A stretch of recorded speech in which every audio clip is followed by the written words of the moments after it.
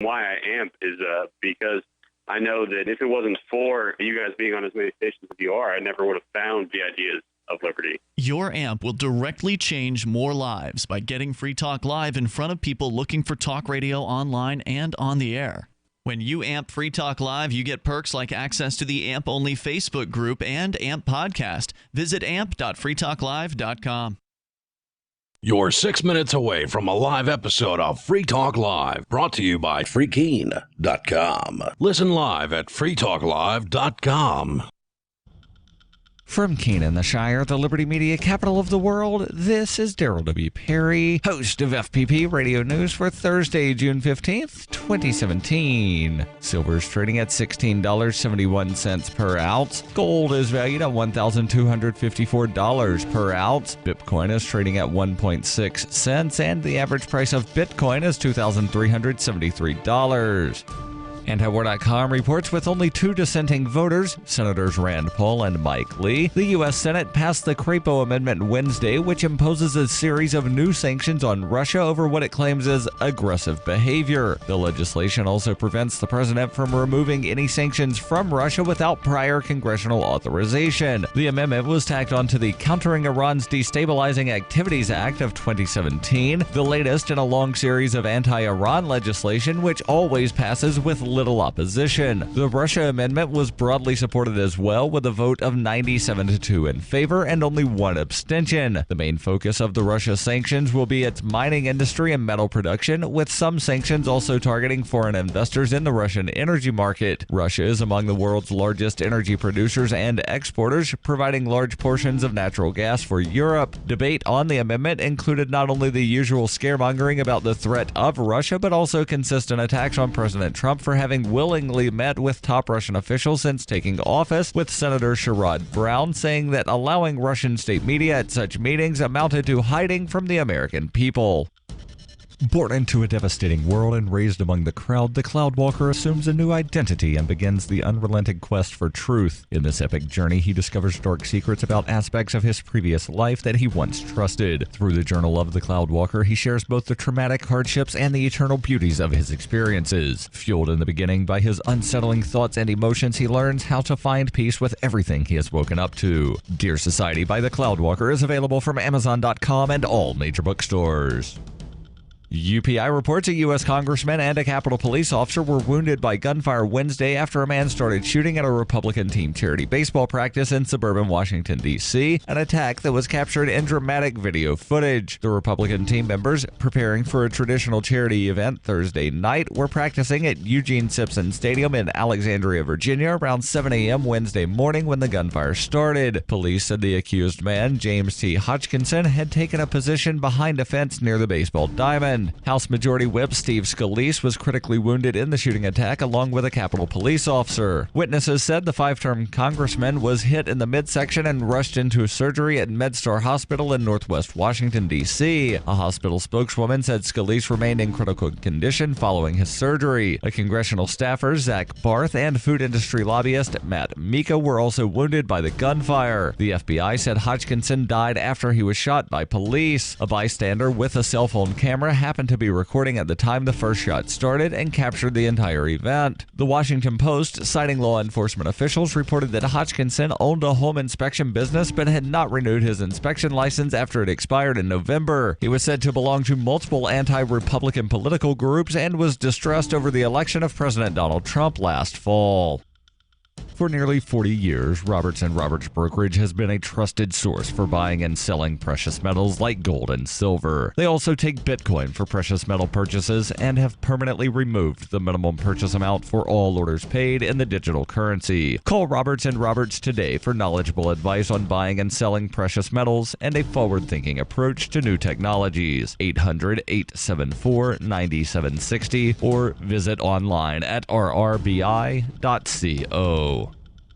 Reuters reports a UPS driver opened fire with a handgun inside a UPS delivery center in San Francisco on Wednesday, killing 3 coworkers before fatally shooting himself as police closed in, according to authorities and company officials. Steve Gauld, head of investor relations at UPS, said the victims, like the gunman, were all company drivers. Gauld added that the attack unfolded as the workers were gathering for their daily morning meetings before they were due to head out on their delivery rounds. 2 other people were taken to an area hospital with gunshot wounds, and another 5 individuals sustained less serious injuries in a frantic exit of the building. Authorities did not immediately identify the gunman or the victims. Police said the gunman took his own life before officers who swarmed the building ever fired a shot. Gauld said the facility's employees were dismissed from work once the lockdown was lifted and that most had since left the building. The company will be providing trauma and grief counseling. This has been FPP Radio News, online at fppradio.com. The Supreme Court's sidekick, Kid Justice, is killed by mad genius Dr. Contempto. Thousands of elderly Japanese Americans are rounded up for an internment camp's 70th reunion, and a report confirms the habitat of Bengal tigers is now down to a studio apartment in Jaipur, India. As it was once prophesied in the weekly news recap videos of old, here now it emerges before your very eyes. This is the Onion Week in Review. Local man Matthew Hunker announced this week that he has such strong brand loyalty to Mazda that he's willing to kill for the Japanese car brand. Hunker told reporters that if he hears anyone say anything negative about Mazda's cutting-edge features, or if anyone places any other car brand above the award-winning line of 2013 Mazdas, he will, quote, personally beat them to death. You think I wouldn't slit your goddamn throat in the name of Mazda? You think I'm f***ing around?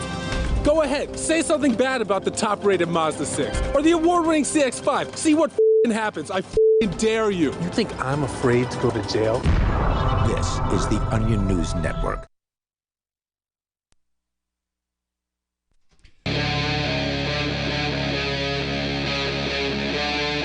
Free Talk Live. This is Free Talk Live. We'll give you the toll-free call-in line here in just a moment where you can call in and bring up whatever is on your mind. And, of course, we bring things to the table. The we in studio tonight is Daryl. And Heather. And Chris. And we're going to start off on something that might be a little controversial. Only because there are a lot of people that think that this particular individual is like the world's greatest libertarian because he's like a multi-bazillionaire and he owns this company and he makes a lot of money and it's almost he said a libertarian thing that one time. It's almost deification. It literally is putting this guy almost on a godlike pedestal. I would agree to some extent. And there are several people that, the description that I just gave, I would say there are several people that could describe. We Sure. are not talking about Peter Thiel. We will, however, be talking about Elon Musk.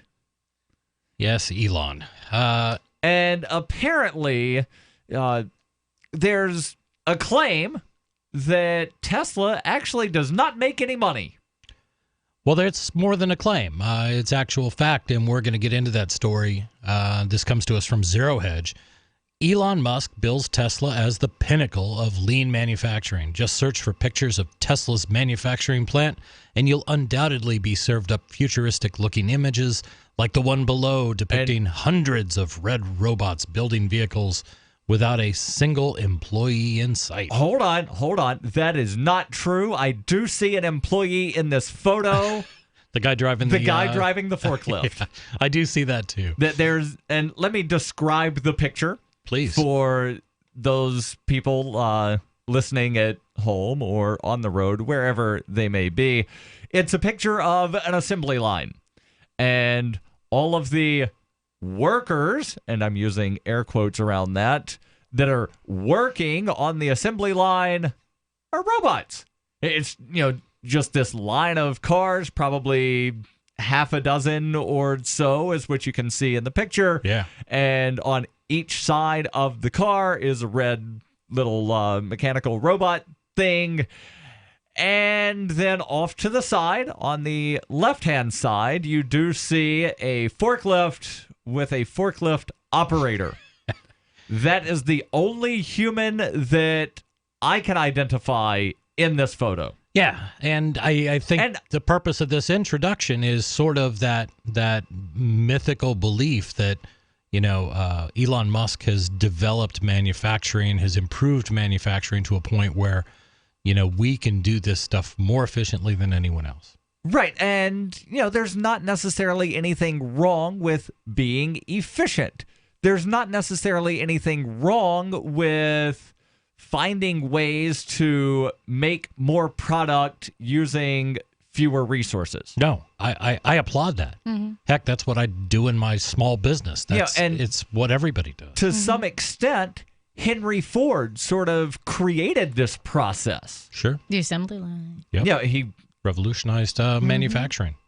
I don't know if he created the assembly line, but he certainly wound up making it sort of the norm for automobile creations. Right, and he did that through demonstration. He didn't do that through regulation or anything else. You know what I mean? He saw a process, which I think had been used to some extent. I don't in think other regulation has ever led to innovation. I'll put it that way. I think innovation is thinking outside the box, right? So there's no limits, there's no restrictions. Like, you're doing what nobody's done before. So if you regulate something, that's based on, what's been previously done. So you can't really expand when you regulate. Well, to a degree, I will say there is a case to be made for improvements being revolutionary and improvements to processes that have been around for a long time being innovative. And oftentimes that's what it is. I often look at the paperclip, the guy who got I'm going to get the numbers wrong. Somebody please correct me. Somebody please Google this. But the patent, when the guy who invented the paperclip sold, he sold it for $40,000 or something like that. Okay. And then the paperclip was not invented because of a regulation to where the federal government said you were no longer allowed to use staples. Oh, I'm not going there. But what I am saying is there was another patent. Have you ever noticed that some staples have little serrations on it that hold the paper better? They have those little grooves in them. Maybe, yeah. I've never looked that closely at a staple. If you look at a paper clip, some of them are completely smooth and some of them have little lines. I do know what you're talking about. I do know what you're talking about. You said staple initially. Oh, I'm sorry. Yeah, paper clips. Yeah, but the maybe it's an urban myth, I don't know, but allegedly that patent sold for millions of dollars because it was such a great innovation. So regulation never leads to innovation, but innovation can improve upon. It can either be something completely new or it can be an improvement on a current process or product. Yeah. Certainly. And we'll get back into this article in just a moment. Your thoughts are welcome. 855-450-FREE. Let's first go to Skype, where we've got Daniel calling in. Daniel, you're on Free Talk Live. Go ahead with your thoughts. Yeah. I'm engineer Daniel Alexander. I'm a computer engineer. Indeed, I have a bachelor in computer systems and networks. And my main concern right now is Download.com, which is owned by CBS. But also, we at Apache Foundation, which is the main two dudes of Apache Foundation is, of course, Richard Stallman, which dispense any commentaries. So what are the concerns about the website Download.com? The first dude that made me aware of the huge problem that it constitutes. There are actually 12 or 14 websites pretty much like Download.com, but the first dude that made me aware was Steve Gibson from Security Now. He works for Tweet TV with Leo Laporte. The problem is that you can basically inject code with the power that money allows you to corrupt. Basically, when you install any software from Download.com, any software, and if you work, you will probably have to at some point during the day to install a little app from Download.com. If you work, you are basically selling your body and your soul to an email that you have no idea who is owning, and it literally can, with a piece of code, with injecting a piece of code, it can literally do something like this. As you hang up your Skype call, you are connected to the internet because you cannot make Skype calls without being connected to the internet. As you hang up, in between calls, everything that you strike, every keystroke on your keyboard, even when you are offline, is stored somewhere in a file, in a cache of the computer. And when you hang up your call, screenshots taken every 10 minutes of what is on your computer, and every keystroke on your, unless you have the best anti-keylogger in the world, which, by the way, has the name of the character of Matrix Neo, that is loved by Uri Geller. He loves the Matrix, the Neo, the Keanu Reeves. Chris, you're a bit of a computer guy. Do you know anything about this vulnerability in Skype that logs everything you do? It wouldn't surprise me because Microsoft bought Skype and Microsoft sends up. But it sounds like what you're saying is that this is something that's being injected. Should you download it from download.com? If you install any software from download.com or from there's file IPO and there's a field 12 or 14 that look very much like download.com, you are just selling your body and your soul to an email that you have no idea who owns. It's like Rihanna doesn't own the domain Rihanna.com because she's very intelligent. She doesn't know who owns it, and she's not willing to pay $3 million or 4 or 5 million to someone that she doesn't know. He may be willing to do the next casino online, or he may be doing something. So that sounds like a domain squatting we are geeks problem. From a Apache Foundation. We are geeks from a Apache Foundation. We want to make Microsoft Free Software Foundation part of the Apache Foundation with the licenses issued by Richard Stallman, which is the only guy we trust on earth. Excellent. Daniel, thank you for the call. Your calls and thoughts welcome. 855-450-FREE. Bitcoin.com is the most unique online destination in the Bitcoin universe. Buying Bitcoin? Do it here. Want to speak your mind to other Bitcoin users? Our forum is always open and censorship-free at forum.bitcoin.com. There's no bigger Bitcoin believers than the Bitcoin.com team. That's why this site is a one-stop shop for everything you need to get into Bitcoin life. You can also play games at games.bitcoin.com. Learn more at bitcoin.com. That's bitcoin.com. DVD, books, music, instruments, periodicals, computers, software, electronics, photo, cell phones, office products, home and garden, bed and bath, furniture, kitchen, pet supplies, automotive, hardware, apparel, shoes, jewelry, grocery, healthcare, sports and outdoors, toys, games, used, and more. It's a department store at your fingertips. Shop.freetalklive.com. Get all your shopping done, get a great deal, and a portion of your purchase goes to benefit Free Talk Live when you enter Amazon via shop.freetalklive.com. BuySellMakeOffer.com is better than ever. I'm Pat Matthews here to tell you that BuySellMakeOffer.com, the revolutionary site for buying and selling anything and everything, just upped the ante. Go right now to BuySellMakeOffer.com and click the Sign Me Up button. When you do, you'll get the first month free, and then it's just $9.95 a month to be a member forever. And you don't need a credit card for the initial setup. Create your own store on the site and sell whatever you want, as long as it's legal, however you want, and sell an unlimited number of items. Create your own intro video to describe what your store is all about. Use Skype to see who you're buying from or selling to. Sell unused household items, as well as antiques, cars, televisions, collectibles, real estate. The possibilities are unlimited. Use social networks to promote your store right from our site. Remember, there are never any fees, no matter how much you sell. Become a member today. I'm a member. Get all your friends to sign up, too. This could become a great business for you. Sell whatever you want for the first 30 days, free at BuySellMakeOffer.com. Thousands took to the streets to protest the NYPD's Stop and Kiss program. New Yorkers who've been stopped often say the encounters feel extremely intrusive. Going through my pockets, throwing my stuff on the ground, kissing me on my neck and face. They push me up against the wall and start nibbling on my ear. Joining us now is legal analyst Susan Hughes and Mark Brennan, a former police officer who has defended the Stop and Kiss program. Look, it's one thing to kiss someone who you think might commit a crime, but these officers are just kissing people left and right with no probable cause. If you've got nothing to hide, then it's not a problem. They just stop, ask where you're going, give you a gentle kiss or two, and let you go. Mark, there have been examples, public examples, where these procedures have just gone too far. Let's take a look at a disturbing cell phone video that's been making the rounds on the internet. Stop! Put your hands on your head. Oh, come on, man. They just kissed me 2 blocks ago. Come on, man. I didn't do anything. Shut the f*** up and let me kiss you. Look, the cops can either kiss people now before there's violence, or they can be kissing a bunch of dead bodies at a crime scene. This is the Onion News Network. Did you know you can watch Free Talk Live during our live show 7 days a week from 7 to 10 p.m. Eastern via our studio cams at cam.freetalklive.com? Plus, you can chat with other listeners while you watch, all totally free. Now that our live video stream is hosted by YouTube, our video archives will be online even faster, so be sure to subscribe to our YouTube channel. Listen, watch, and chat all free at cam.freetalklive.com. That's cam.freetalklive.com.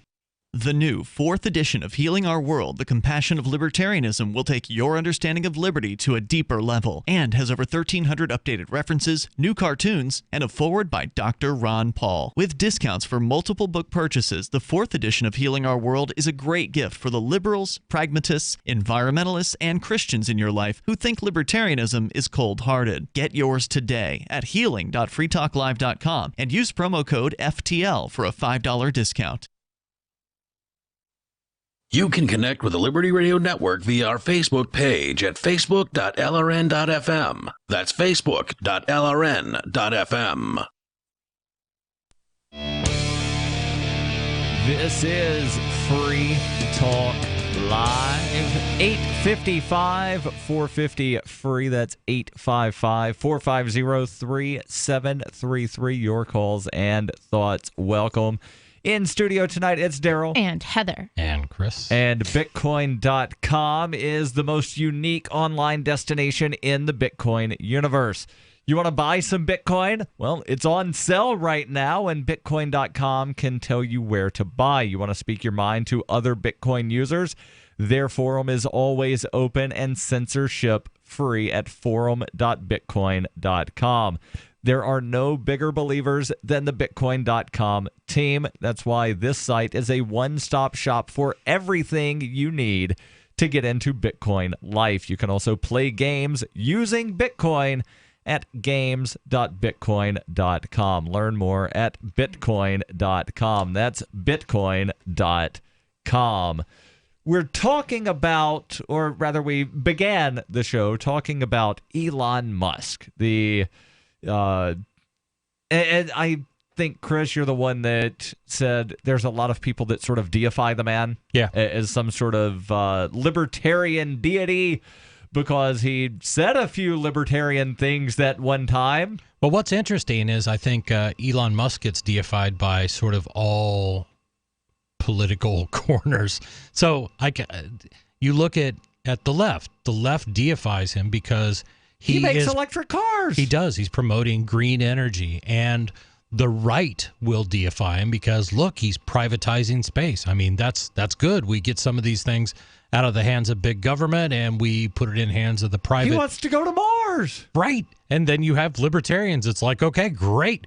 We can finally colonize Mars and make it a libertarian paradise. We can finally get out of Somalia. When I went to the Free Your Mind conference in Philadelphia, there were some people there talking about like colonies on Mars and stuff.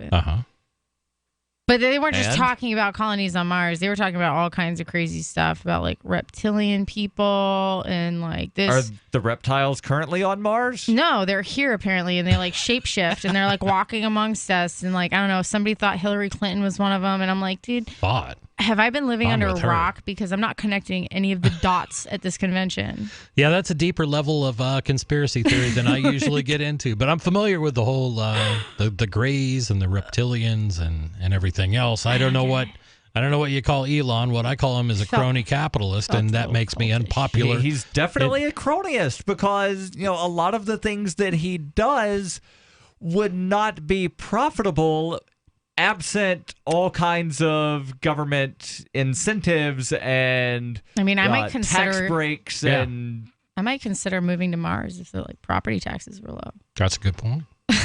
But back to Elon and yes. we just basically described this photo that they lead off the story with of this vast factory filled with robots and only one human that Daryl and I could find in sight, guy driving a forklift. Yep. But this, again, the photo was described as being the pinnacle of lean manufacturing. Correct. The pinnacle of what? Lean manufacturing. Right. Few people. But if Tesla is truly the lean manufacturing powerhouse that it purports itself to be, then we do wonder why it continues to burn through $600 million of cash every single quarter, or roughly $30,000 for every car that it sells. So let's just break that $600 million every quarter down. A quarter is 3 months. Yep. Which means they are spending $200 million per month. Over. Well, yeah, no, you are correct. So you're saying Tesla spends $30,000 for every car that it sells? It's burning through that much cash. Oh, wait. So then how are they losing. profiting? They are losing. So this is not just their expenditures. This is their deficit. This is the deficit. And that's correct. How can they do this, Heather, if they're not profitable? Have they filed bankruptcy? No. Why would they have to? Because they're spending more money than they're taking in? You forget that Elon Musk, to date, and this is a ballpark figure, has received somewhere around $4.9 billion, billion with a B, yes, dollars from all you taxpayers that are listening right now.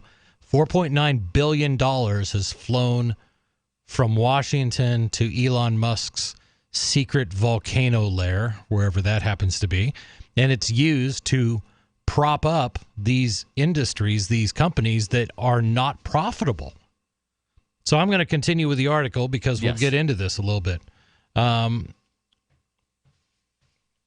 I'm trying to find my page. We got a big skip here. I just read online his net worth was like $17.6 billion or something like that. Absolutely. Where did that come from? And a lot of times when you see these businessmen with these huge net worths, you have to remember very little of that is liquid. Yes. And meaning that it's true. Stock valuation. There's it's also assets. human capital in that too. Well, no, it's specifically in Elon's case, it's stock. And we're going to talk about that in this article because it plays right into that. Stock, and then again, assets. So he's got these houses, he's got this private jet, he's got these spaceships.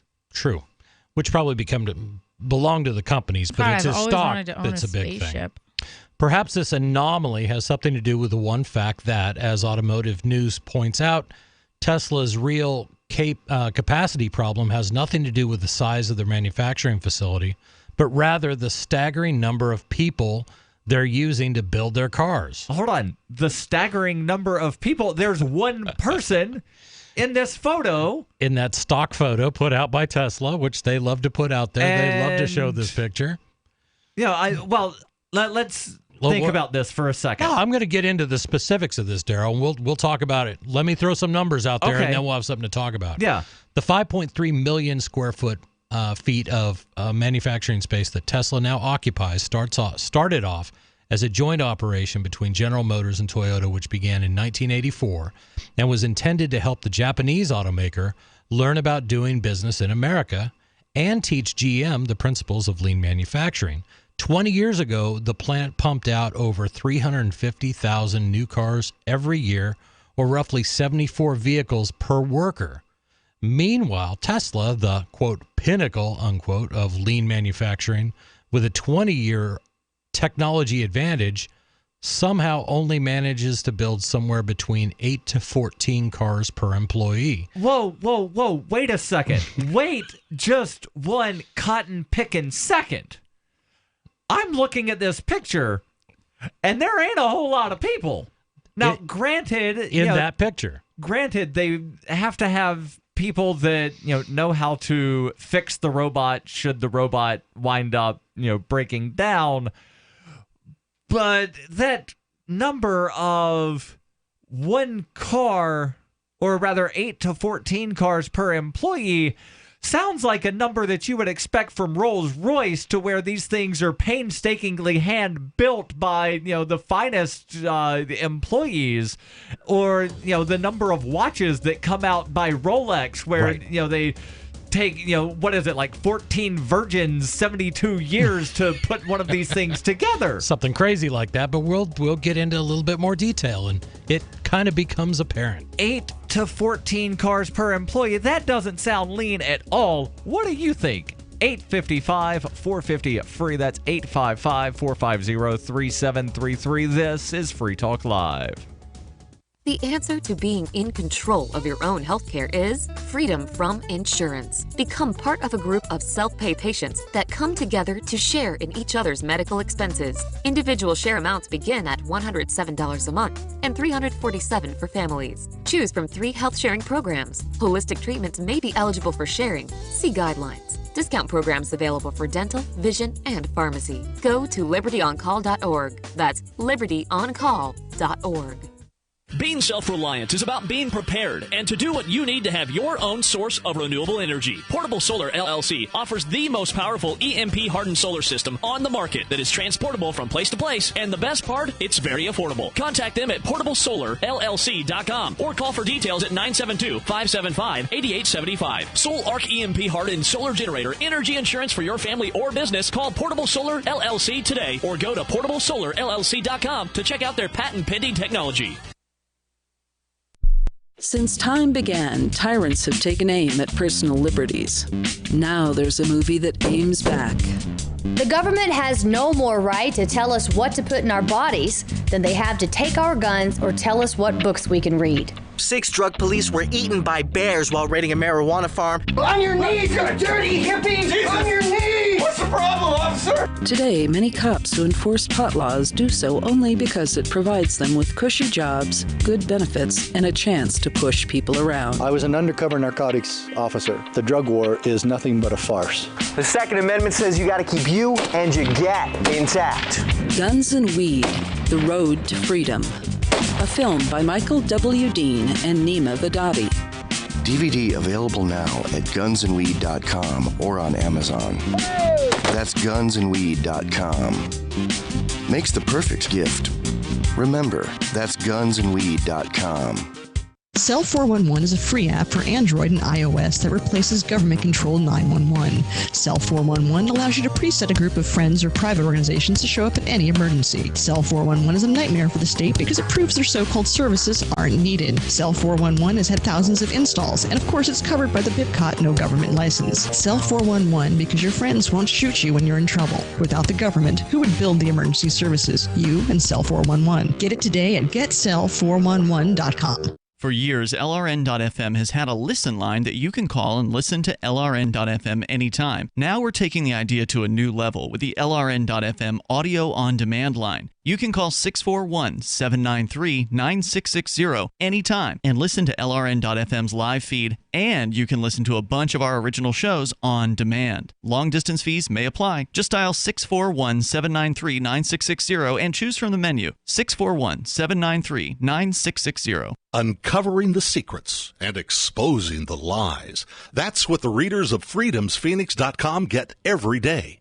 freedomsphoenix.com, constantly providing the information, the real news about government policies, and the real relationship we all have with the coercive government, the real condition of the economy, innovations in technology, breakthroughs in energy, health, and computer science.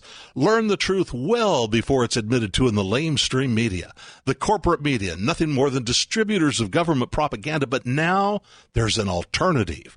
freedomsphoenix.com. Constant news updates on the issues that affect your life in the most important ways. With liberty and property under constant attack, freedomsphoenix.com provides the understanding behind the propaganda, and it encourages the participation of its readers. Go to freedomsphoenix.com. That's freedoms with an S, phoenix.com. freedomsphoenix.com. The revolution between the ears has already happened. While our satellite channel is free to listen to, it's not free for us. You can help us cover our satellite costs with the chip-in on the right side of the page at LRN.FM.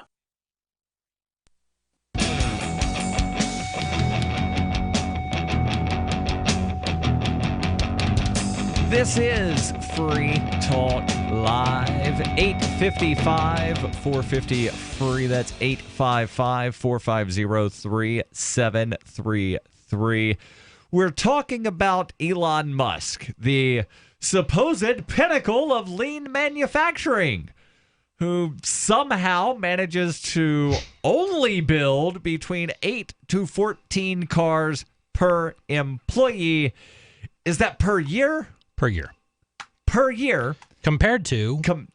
Compared to General Motors and Toyota, when they were working together, they were doing about 74 vehicles per worker in the same plant. In the same plant that later in the article it refers to as NUMMI. That's the New United Motors Manufacturing Incorporated. NUMMI. Yep. So back to the story. It's because of this. It's because in this temple of lean manufacturing, Tesla uses far more workers than NUMMI employed to build far fewer cars. Well, what? This is the opposite of lean. If you're scratching your head, it's because what everybody describes as lean manufacturing and how Saint Elon is the one who's brought it to our times and rained manna from heaven. It's because it's a crock. It's because people buy into the Elon hype. Right, and let's get into, there's actually some numbers here. So instead of just us, like saying he has more employees, how many more employees? In 1985, the first full year of production, NUMMI, this is General Motors that was and GM Toyota. and Toyota. Yep, had 2,470 employees and produced 64,764 vehicles. About 26 vehicles per worker per year. By 1997, it had 4,844 workers, and it produced 357,809 vehicles, about 74 vehicles per worker per year. So it's getting better. They almost doubled the number of employees. Yep.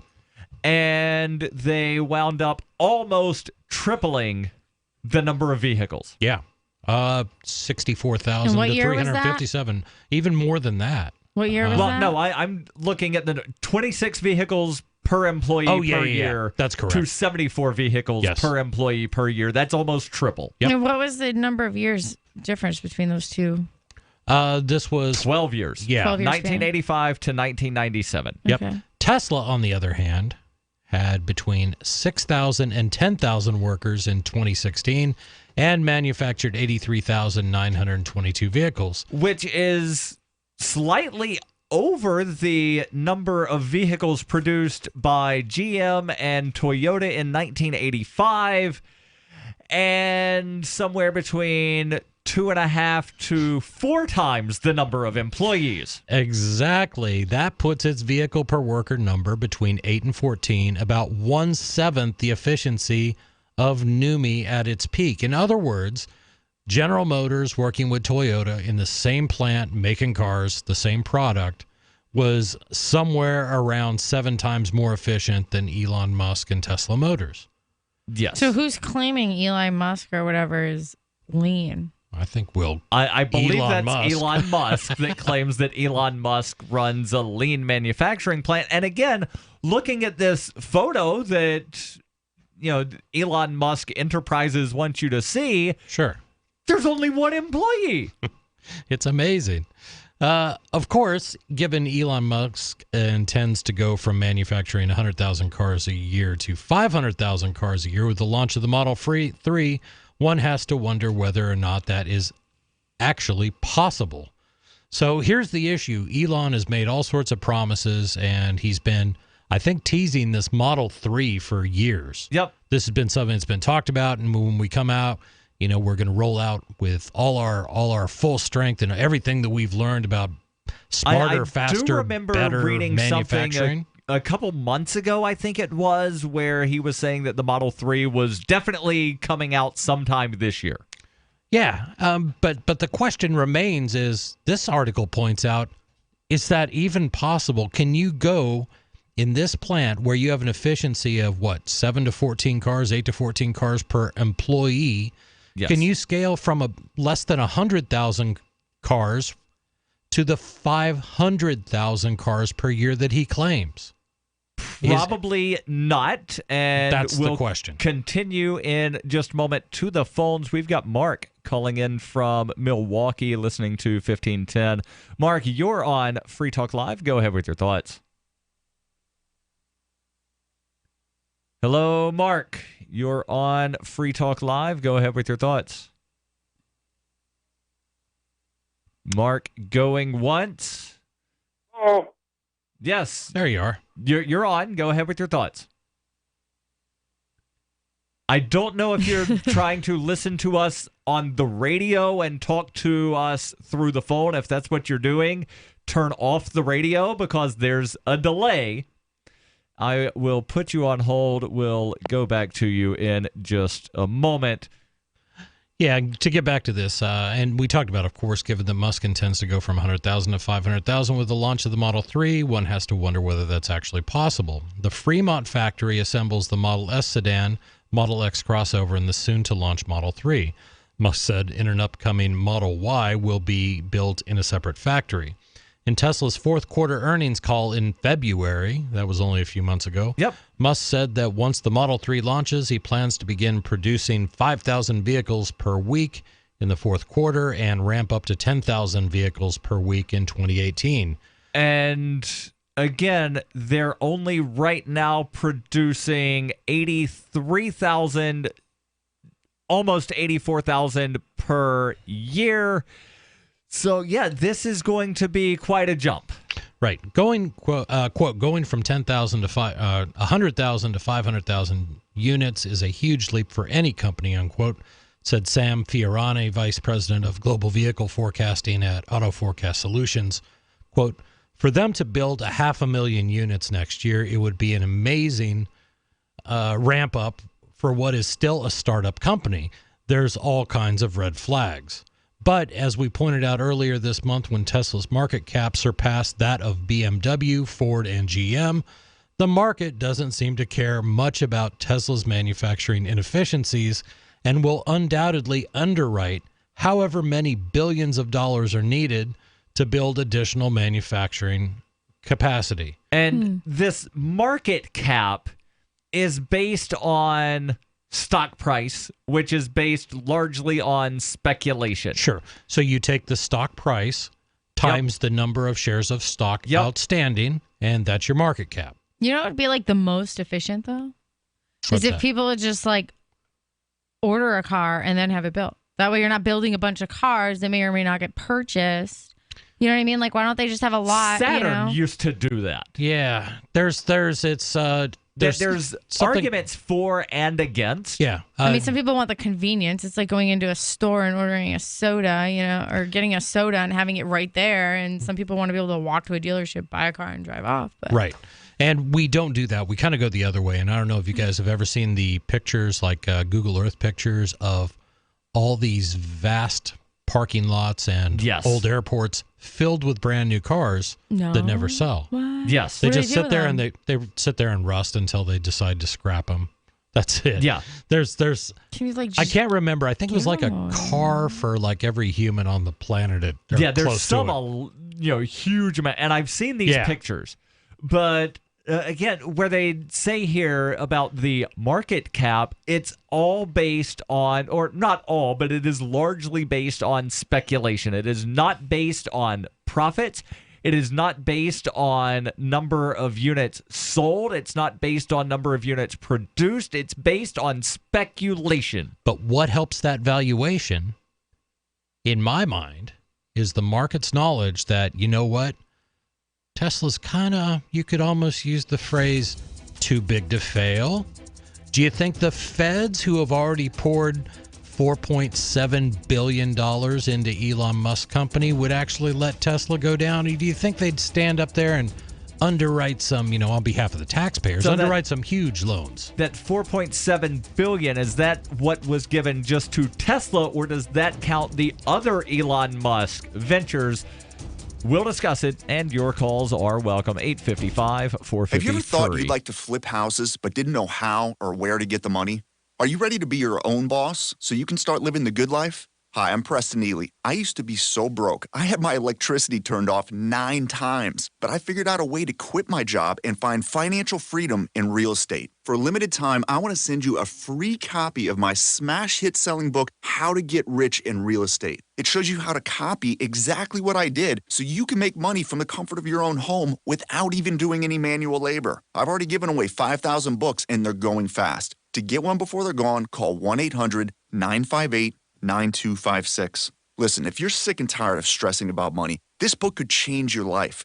It's short, fun to read, easy to understand, and awesome. To find out how to get your free book while supplies last, call 1-800-958-9256. Call 1-800-958-9256. 1-800-958-9256. It's been said, any society is only 3 missed meals away from chaos. Those times may be near. Think about it. Our country faces multiple terrorist threats and aggressions from Russia and North Korea. Social unrest and violent marches yet again may lead to looting of stores and city shutdowns. And our crumbling infrastructure leaves our power grid vulnerable to long-term outages from a single cyber attack. When the chaos from any one of these threats arises, the government knows it can't provide during a widespread national emergency. That's why you need your own plan for self-reliance. That's where My Patriot Supply comes in. Get a 4-week survival food supply for only $99. That includes breakfast, lunches, and dinners. Order online at preparewithgcn.com. $99 for 4 weeks of survival food that tastes like homemade cooking and lasts up to 25 years. From My Patriot Supply. Get your kits today at preparewithgcn.com. Free shipping is included. Preparewithgcn.com. Why did you move to the Shire? I moved here to the Shire because there's other people around who take liberty just as seriously as I do. I moved to the Shire because I saw videos of people challenging authority and thought that I could get support myself. It called to me, like, do this right now. I wanted to be around people like me who got it. And once I got here, I knew there was nowhere else that I wanted to be. I've always wanted to change the world. So I moved to the Shire to join people who were actually working towards doing the same thing. The people here are awesome, loving, and positive. It was for the adventure and for the feeling of something important is happening here. And I just wanted to come to sort of be part of that.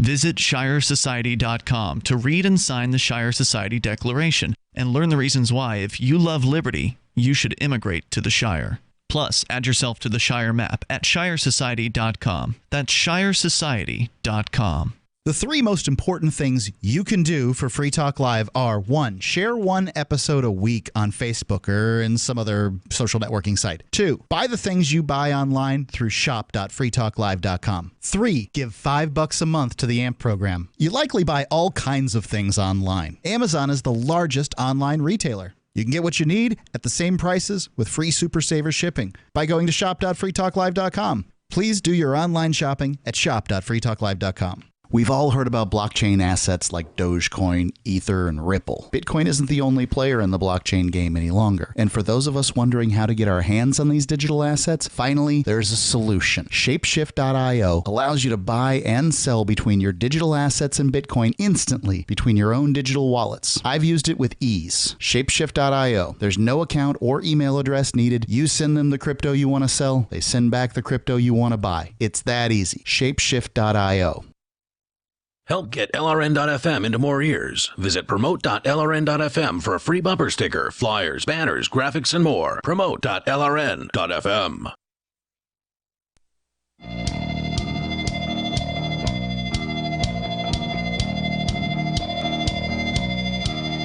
This is Free Talk Live, 855 450 free. That's 855 450 3733. In studio, it's Daryl. And Heather. And Chris. And we're talking about an industry that is kind of messed up, specifically the auto industry. But you know what else is messed up? Healthcare. We actually need to have a healthcare system that focuses on health instead of this messed up thing that we have. Sure, health insurance will pay for treating sickness, but you get nothing for actually being healthy. Doesn't that actually incentivize you to be sick instead of being healthy? Well, there is a free market healthcare company that can give you freedom from health insurance. HealthExcellenceSelect.com. They give you a proactive health assessment daily and no charge 24-hour access to doctors. HIPAA has messed up medical records so much that one doctor doesn't know what the other doctor is doing. Wouldn't it be great if you could have a medical information card that you could give to your doctors, to EMS, to first responders, to an emergency room, or any other medical professional? Check them out right now at HealthExcellenceSelect.com. Any kind of doctor, traditional, integrative, chiropractic, acupuncture, and massage. You'll love the service and the price.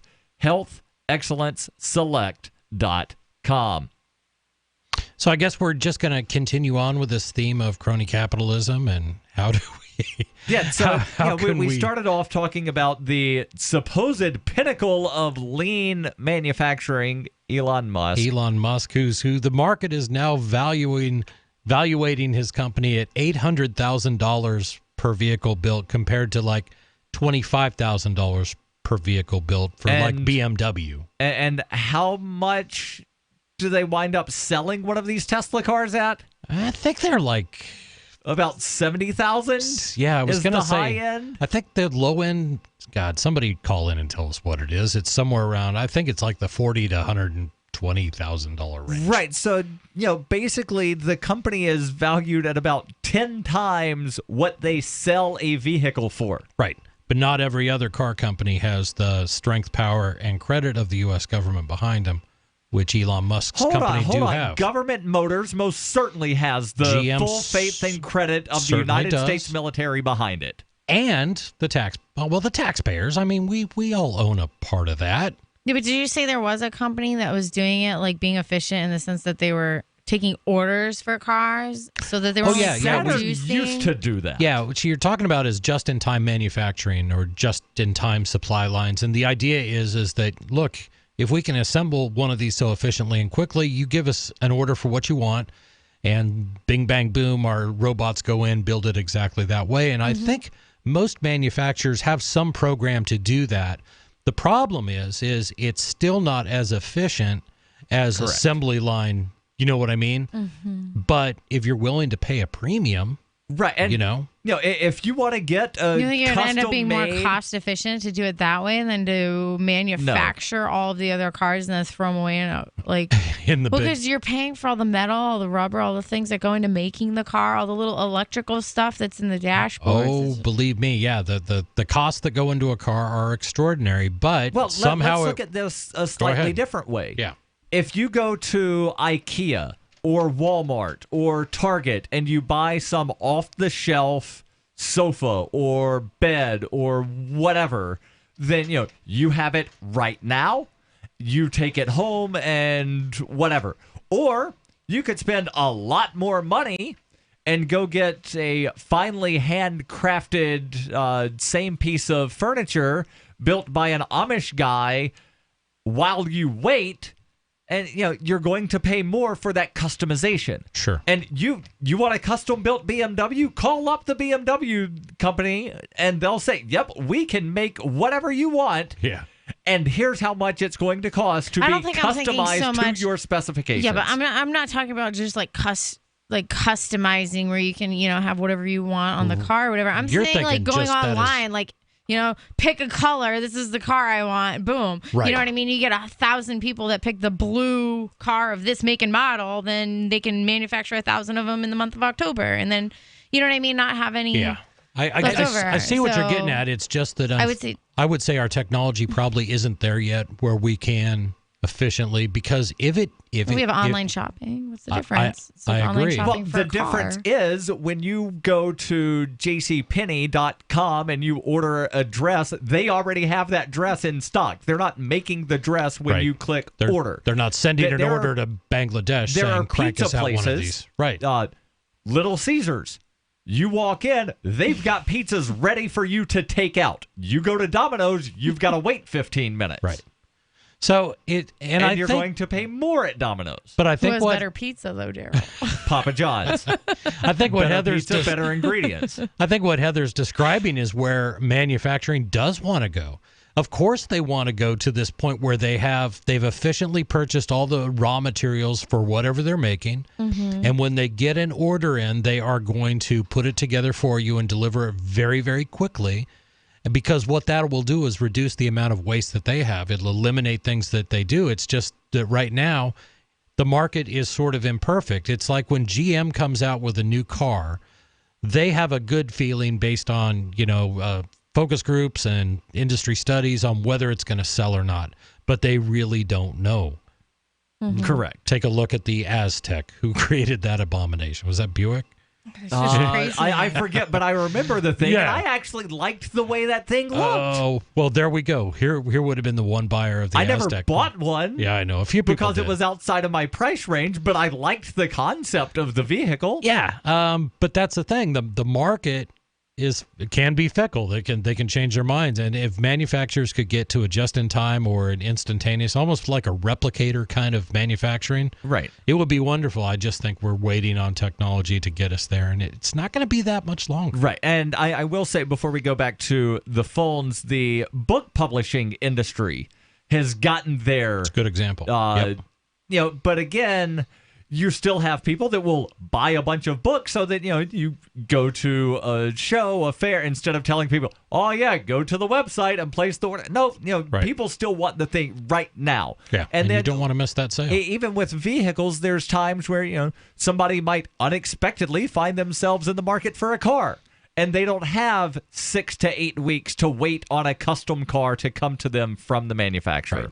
Right. Let's go to the phones. 855-450 free. We've got Mark calling in. Mark, you're on Free Talk Live. Go ahead with your thoughts. Today I wanted to talk about Illinois. Apparently they sent a Dear Contractor letter saying that they're going to halt all road work on July 1st because they can't afford to pay the bills. And so basically the only thing that they're going to be doing maintenance on in Illinois following July 1st is work on traffic lights and I guess absolutely essential repairs. Wow. On top of that, 5 Illinois universities, Moody just downgraded 7 of them, and 5 of them are in junk status. Hey, can I add one more thing to your list about Illinois because I read this headline today? I almost brought it in. They've got a governor's wing of their state prison? No. Mega Millions and Powerball. Are about ready to ditch Illinois because the state is in such questionable. I thought both of those things were headquartered in Illinois. I don't know where they're headquartered, but I do know that they're basically staying. If the state can't pass a budget agreement, they're going to drop the games being sold in that state. So go ahead with your call. Continue, please. Oh, yeah. My next thing was going to be talking about the Powerball. Yeah, basically the idea is that Illinois hasn't actually passed a budget in years. And so because neither has the federal government. Yeah, I know. No kidding, right? Well, the difference Obama is got the his federal, political career started in Illinois. Is that unlike the federal government, the states, I think, are mandated by some kind of law saying that they can't go into debt. And so they can only spend the money that they have. If only that would apply to the federal government. I think Texas has something like that, but they've got a huge amount of debt because they just sell bonds, and somehow that's not going into debt in accordance with whatever's in their constitution. Yeah, it's a debt by another name. Yes. Yeah, pretty much. All right. That's really all that I want to talk about. All right, Mark, thank you for the call. Yeah. Your calls and thoughts welcome. 855-450 free. Since he did mention the Powerball, I've got a story pulled up from WGN where they say that, the state lottery that oversees Powerball and Mega Millions will dump Illinois by the end of the month if the state does not pass a budget. We might delve into this, plus your calls and thoughts. 855-450 free. Plus, what's going on with the hotels and Airbnb? This is Free Talk Live. I've discovered the next big thing on the internet. Symbi.com is a symbiotic economy with its own currency where people trade services virtually and locally. Forget the old economy. This is your economy. Symbi.com is slick to use and is backed by the same people that helped launch Reddit and Airbnb. I'm not kidding when I say this is the next big thing. Trust me. Go get an account at Symbi.com. Take a look around and post your services. Symbi, SIMBI.com. What do you shop for that you could otherwise buy at Amazon? Pretty much everything, right? Amazon has competitive pricing and they deliver, and that's a big plus. If you could plan ahead in your shopping, would you be interested in saving up to 33%? There's a catch. You have to do your shopping in Bitcoin. But imagine those savings. It's like a huge raise. All you have to do is go to saveatpurse.com. We've saved thousands, and you can too. Plan ahead and save. Saveatpurse.com.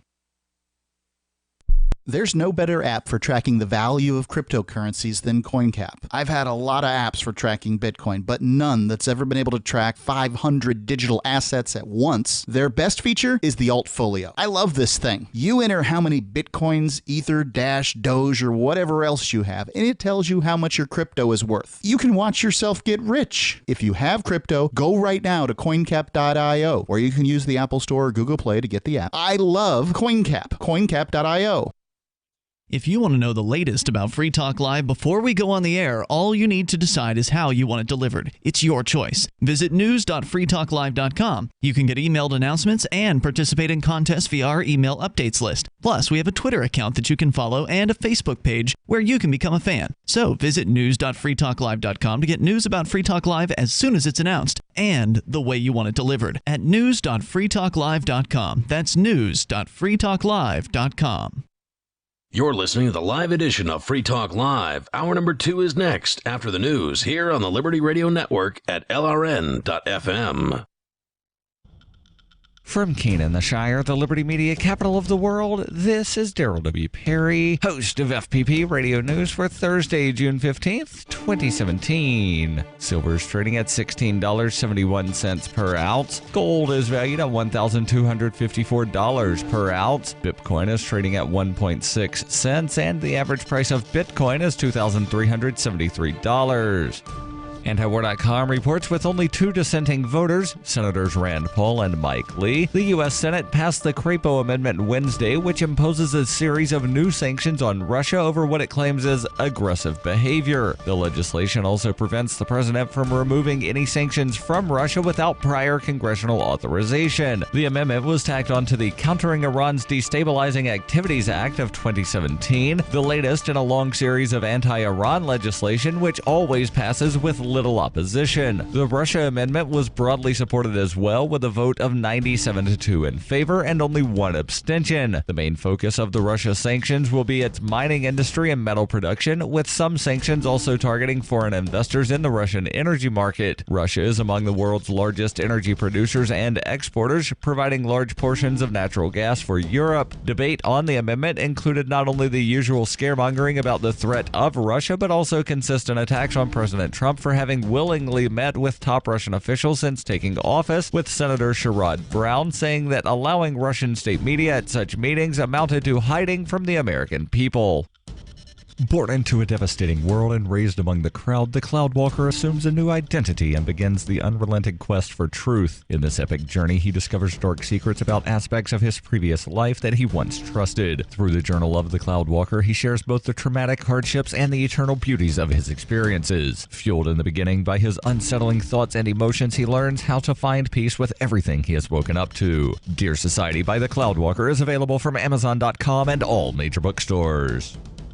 UPI reports a U.S. congressman and a Capitol Police officer were wounded by gunfire Wednesday after a man started shooting at a Republican team charity baseball practice in suburban Washington, D.C., an attack that was captured in dramatic video footage. The Republican team members, preparing for a traditional charity event Thursday night, were practicing at Eugene Simpson Stadium in Alexandria, Virginia, around 7 a.m. Wednesday morning when the gunfire started. Police said the accused man, James T. Hodgkinson, had taken a position behind a fence near the baseball diamond. Washington. House Majority Whip Steve Scalise was critically wounded in the shooting attack, along with a Capitol Police officer. Witnesses said the 5-term congressman was hit in the midsection and rushed into surgery at MedStar Hospital in Northwest Washington, D.C. A hospital spokeswoman said Scalise remained in critical condition following his surgery. A congressional staffer, Zach Barth, and food industry lobbyist Matt Mika were also wounded by the gunfire. The FBI said Hodgkinson died after he was shot by police. A bystander with a cell phone camera happened to be recording at the time the first shot started and captured the entire event. The Washington Post, citing law enforcement officials, reported that Hodgkinson owned a home inspection business but had not renewed his inspection license after it expired in November. He was said to belong to multiple anti-Republican political groups and was distressed over the election of President Donald Trump last fall.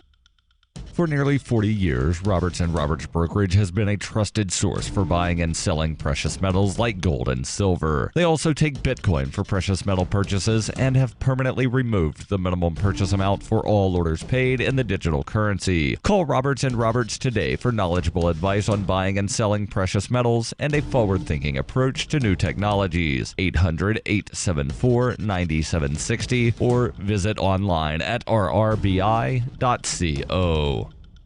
Reuters reports a UPS driver opened fire with a handgun inside a UPS delivery center in San Francisco on Wednesday, killing 3 co-workers before fatally shooting himself as police closed in, according to authorities and company officials. Steve Gauld, head of investor relations at UPS, said the victims, like the gunman, were all company drivers. Gauld added that the attack unfolded as the workers were gathering for their daily morning meetings before they were due to head out on their delivery rounds. 2 other people were taken to an area hospital with gunshot wounds, and another 5 individuals sustained less serious injuries in a frantic exit of the building. Authorities did not immediately identify the gunman or the victims. Police said the gunman took his own life before officers who swarmed the building ever fired a shot. Gault said the facility's employees were dismissed from work once the lockdown was lifted and that most had since left the building. The company will be providing trauma and grief counseling.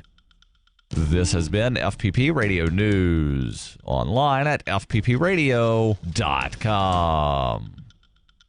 Sources close to area man Michael Huesmer confirmed this week the unmotivated 29-year-old loser continues to waste his time living a contented life in his hometown near his closest friends and family members and has no intention of leaving. Former classmates told reporters the directionless bum has no ambition to leave his close-knit community for an expensive and stressful life in a big city and is apparently satisfied with remaining a pitiful nobody for the remainder of his unassuming existence. While most of us with dreams got ourselves dingy apartments and soul-crushing jobs in the city years ago, Michael just stayed behind, happy to live his humdrum existence of regular contact with his parents and a town of people who express genuine appreciation for his presence.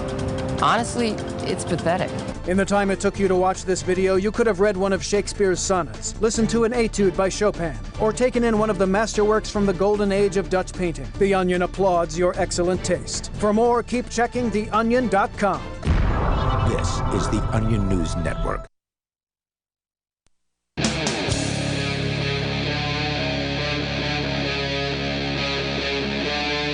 Free Talk Live. This is Free Talk Live. 855-450-FREE. That's 855-450-3733. In studio, it's Daryl. And Heather. And Chris. And Powerball and Mega Millions might be leaving Illinois. And this is something that I had not heard of until we actually had somebody call in and mention this.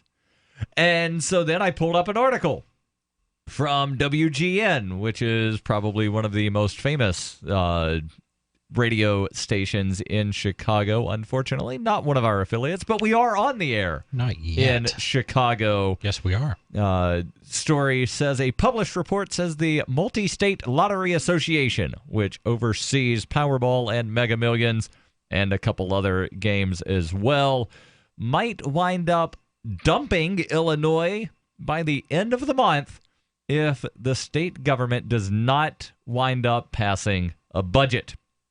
Illinois Lottery spokesman Jason Schomburg says it's another example of why Illinois needs a budget.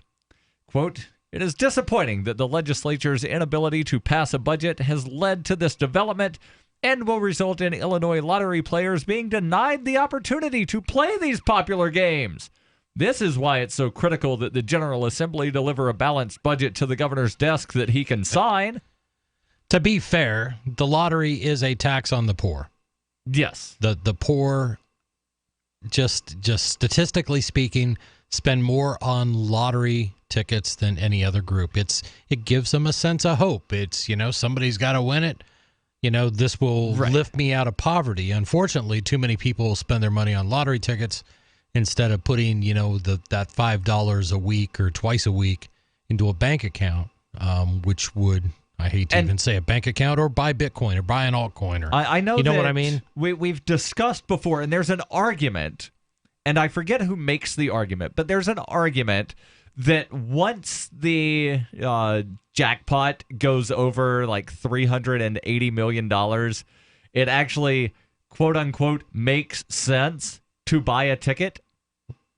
Okay. And again, I forget who makes the argument. I forget the specifics of the argument, but I know that it's something that we've discussed before. But let me ask this question, Chris. Have you ever bought a lotto ticket? Of course. And do you do it because, you like the little bit of excitement to where, for like 3 days you think, what all would I do with $100 million? Oh, Daryl, I'm going to make this confession even bigger. I have whole spreadsheets built. I have a list of contact names, which include financial planners, lawyers, accounting firms. I thought you I were have going researched. Hold on. I thought you were going to say you had a spreadsheet of the numbers. Of this number comes up. No. More often than this number. The law of large numbers precludes any scam that you're likely to come across that's going to predict lottery numbers. That's a fact. But what do you do? Are you going to be that person who's prepared for the win?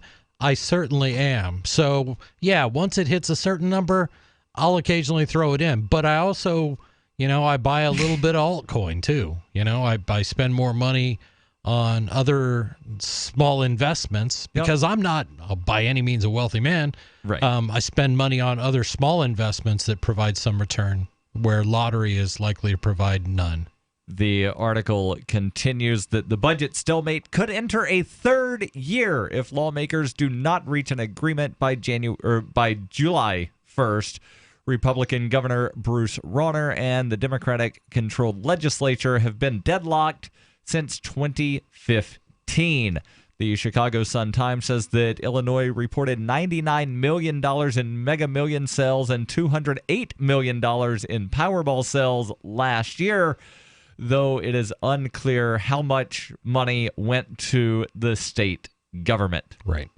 Which generally is the general fund. And then every now and then they're like, all right, let's put a small amount in that education fund because we say it's for the children. Right. And I think some states, Pennsylvania has something in statute that takes that money. For older Pennsylvanians. Older Pennsylvanians, that was a big deal. But I don't know exactly how it gets to older Pennsylvanians, or maybe it does through the through older the roads. Pennsylvanians that are working for the Lottery Commission. Very likely.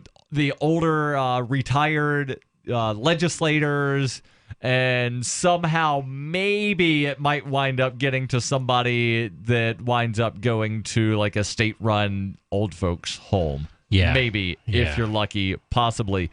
Let's go to Skype. Where Congress is the old folks' home. Exactly. Where we've got Stefan calling in from Ohio. Stefan, how often do you play the lotto? I have purchased a total of 3 scratch-off tickets that were like $5 a piece, and then I realized, holy crap, this is a waste of my time. I'll never get that money back. I might as well just save. There you go. Good advice. So what's on your mind? What's on my mind is earlier I was talking to my parents, and they kind of had a snobby attitude towards because we were having a discussion about poverty, and they seem to have an extremely snobby attitude of, oh, all these single mothers sucking the system dry is what the problem is. I mean, what do you think of that? Well, we actually happen to have a single mother in the studio tonight. Heather, how do you respond?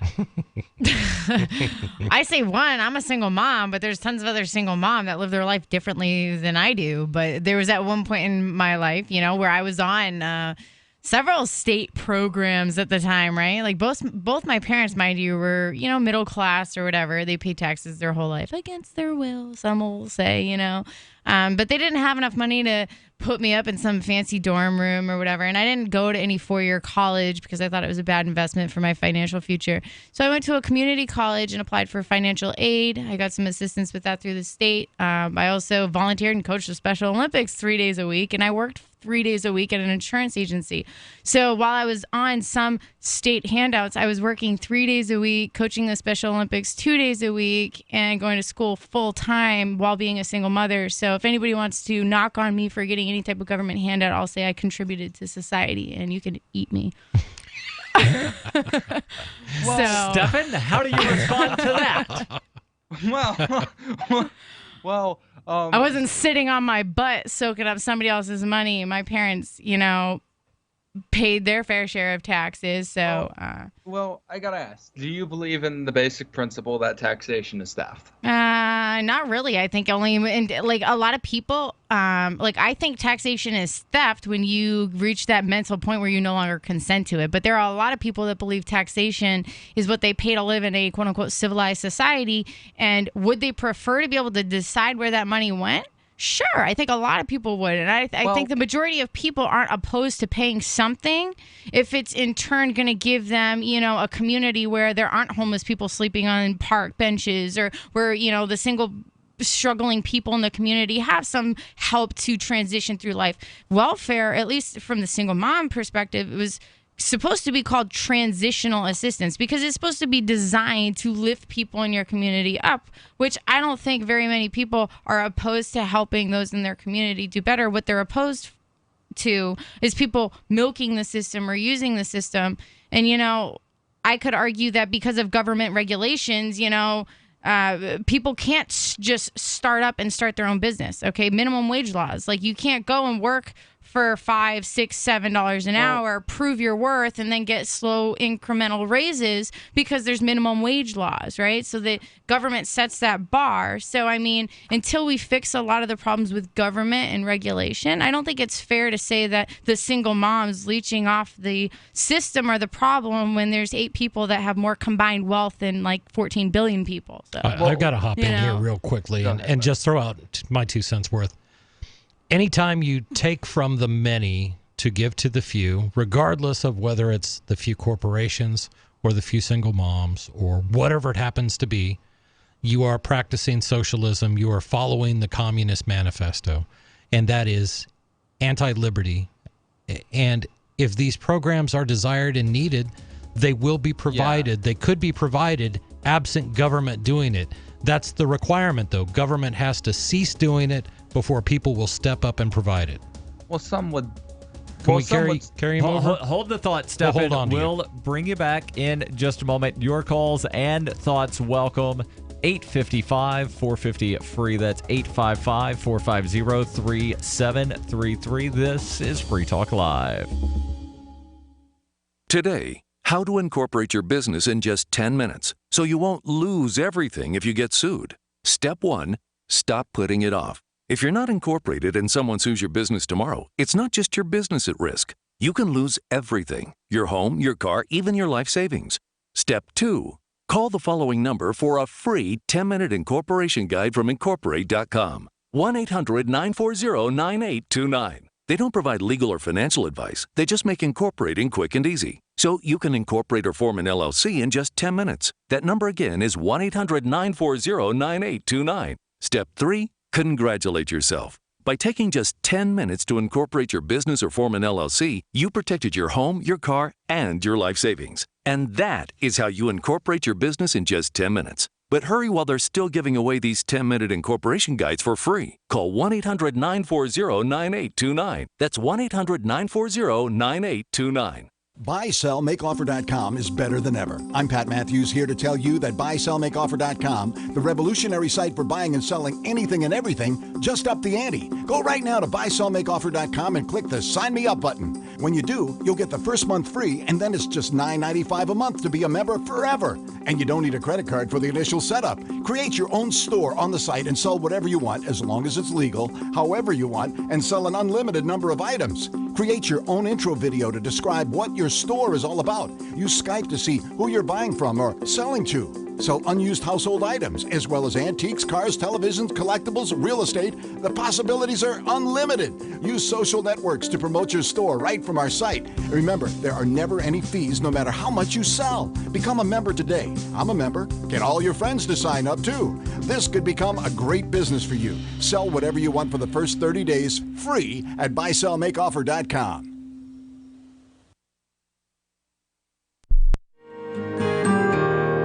So the protection of life, liberty, and property is what the Free State Project is all about. But it's an effort to move 20,000 people who understand. It's about demonstrating to the entire country that, yeah, we can have a free market, a truly free market. Making it just a freer, great place to live.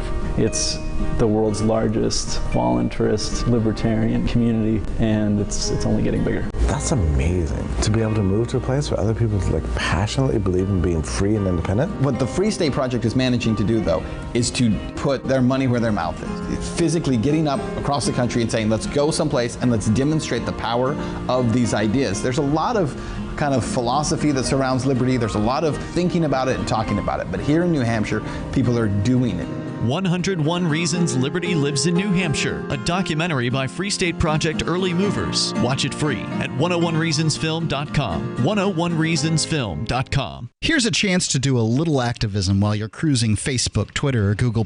Between the LOL cats, the recipes, the hot girls, and the inspirational sunrise memes, Free Talk Live's posts pass by your newsfeed. Like them, comment. It gives us more exposure. If you don't see our posts, click like at facebook.freetalklive.com and then hover over it to click Get Notifications. It's an easy way to spread the ideas of liberty a bit further. I know you're busy, but you can spare that 1/10 of a calorie it takes to click on something. Facebook.freetalklive.com. When you hear the word lobbyist, you probably think about greedy corporations, but not all lobbyists are the same. Some are fighting for the freedoms you hold dear. Liberty Lobby LLC is doing just that in New Hampshire, working hard to represent you, not some special interest group. You can help by going to libertylobby.info, where your contribution will give us the tools we need to ensure that your voice is heard. Visit libertylobby.info today to find out more. This is the Liberty Radio Network, broadcasting the latest liberty-oriented audio content 24 hours a day at LRN.FM.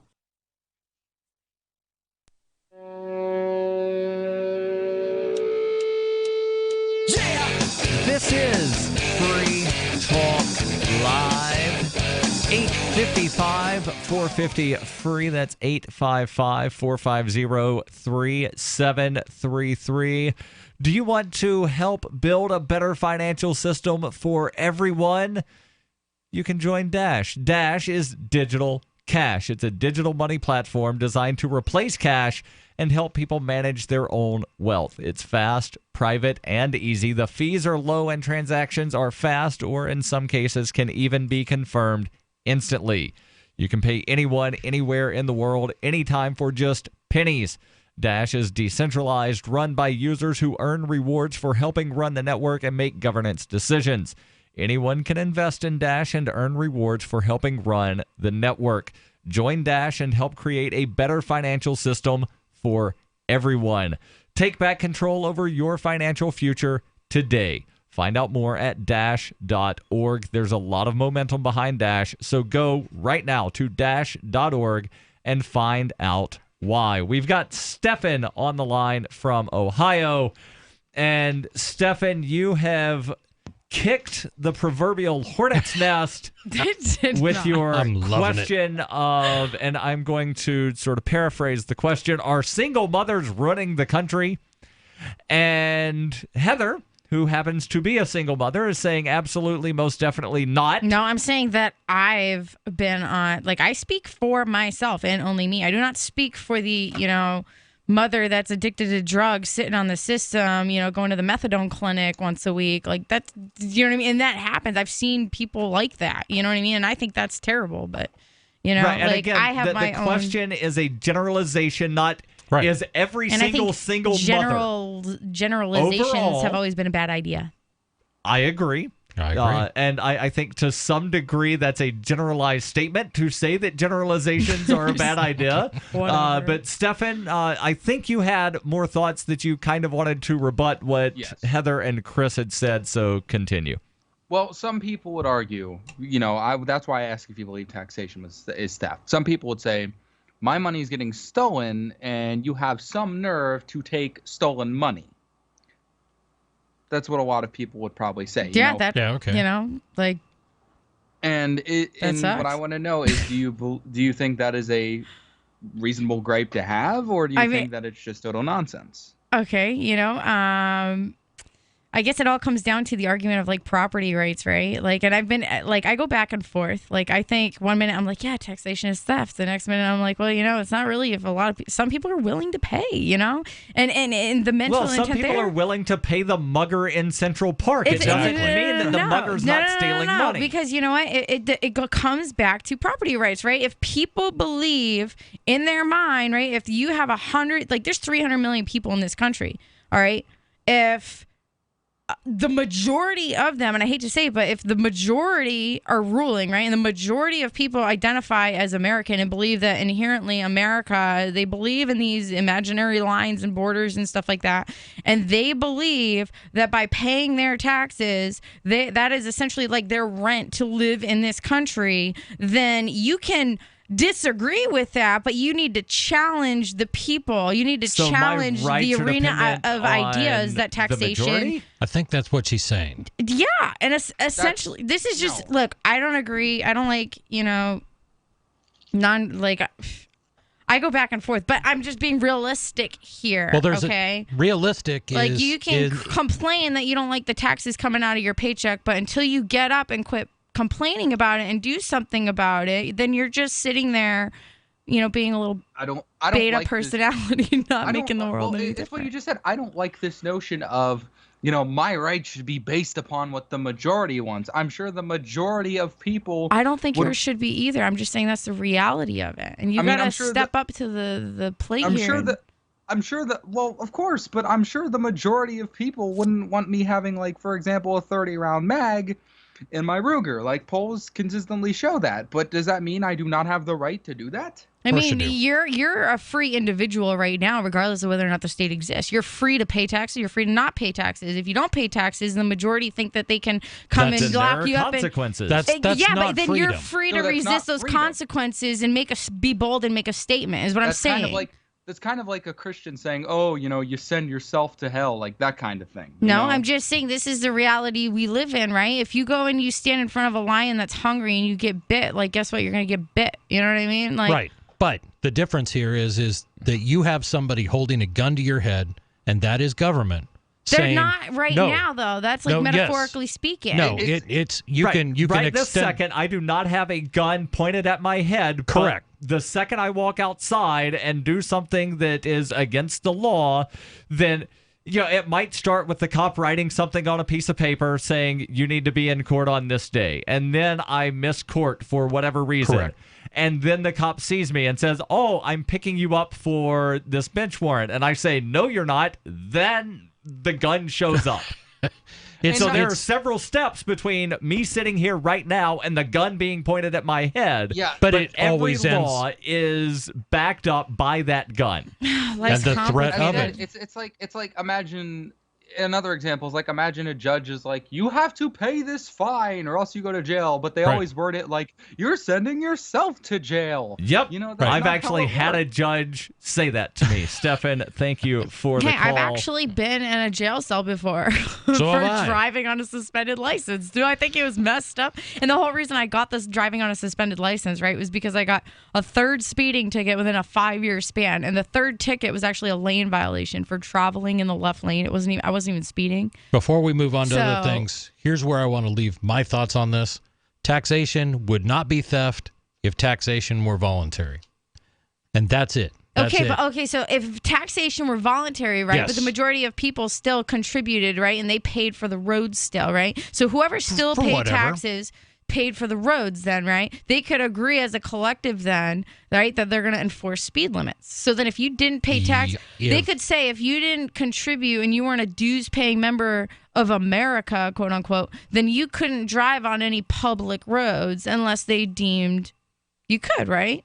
I think that would be fine. If that's what I think. If it were a voluntary system, if I could contribute, I would even rather see a menu.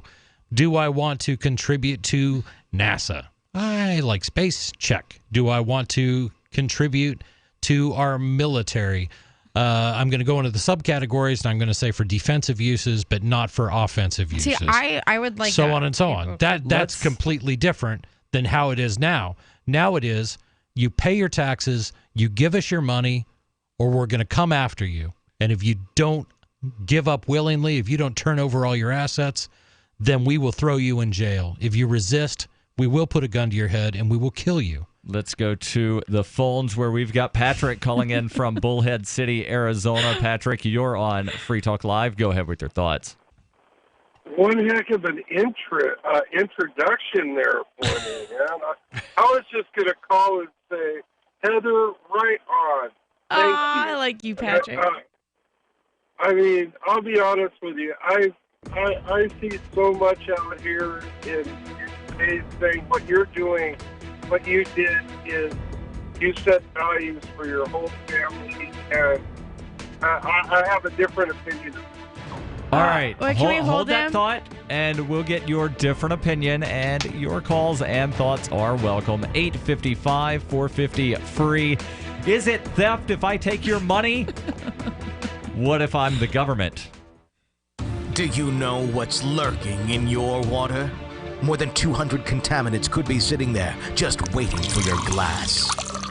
With a ProPure water filter, start enjoying clean and great-tasting water today. ProPure filters, independently tested, latest water filter technology. ProPure systems do not require electricity and are easy to set up and easy to use. To find out more, visit your authorized ProPure dealer or ProPureUSA.com. That's ProPureUSA.com. If you had purchased $100 of Bitcoin in 2010, today you'd have $2,600,000. While that sinks in, you now have a huge cryptocurrency opportunity trading at a guaranteed 7 cents per coin. ProCoin, a coin publicly traded on the open market, easily converted to cash, available in 60 countries, and ProCoin is the only cryptocurrency offering coin-back rewards for consumers and merchants. Take action by June 30th at ProCoinCurrency.net. That's ProCoinCurrency.net. Deadline for 7-cent guarantee is June 30th. Negotiation isn't just something union leaders and sports agents do. Your entire day is a series of negotiations. If you have young children, you know that. In fact, your kids can teach you a lot about negotiating with grown-ups. According to the world's greatest negotiator, Herb Cohen, author of You Can Negotiate Anything.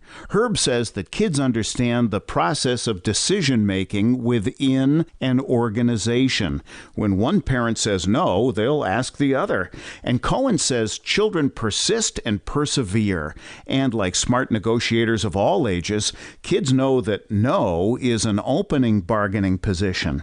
With money and attention so scarce now, effective communication skills have never been more important, especially if you're a job seeker. For more tips, hit survivalspeech.com. I'm Holland Cook. Imagine, if you will, a virtual world, a symbiotic economy with its own currency, where you can barter your services with others. Symbi.com is a marketplace of real people exchanging skills and services, from web developers, marketers, video production specialists, and teachers of all sorts, to gaming consulting or fitness coaching. Symbi.com is a vast world of people trading freely. Take my word for it, it's an adventure you can't afford to miss. Simbi.com.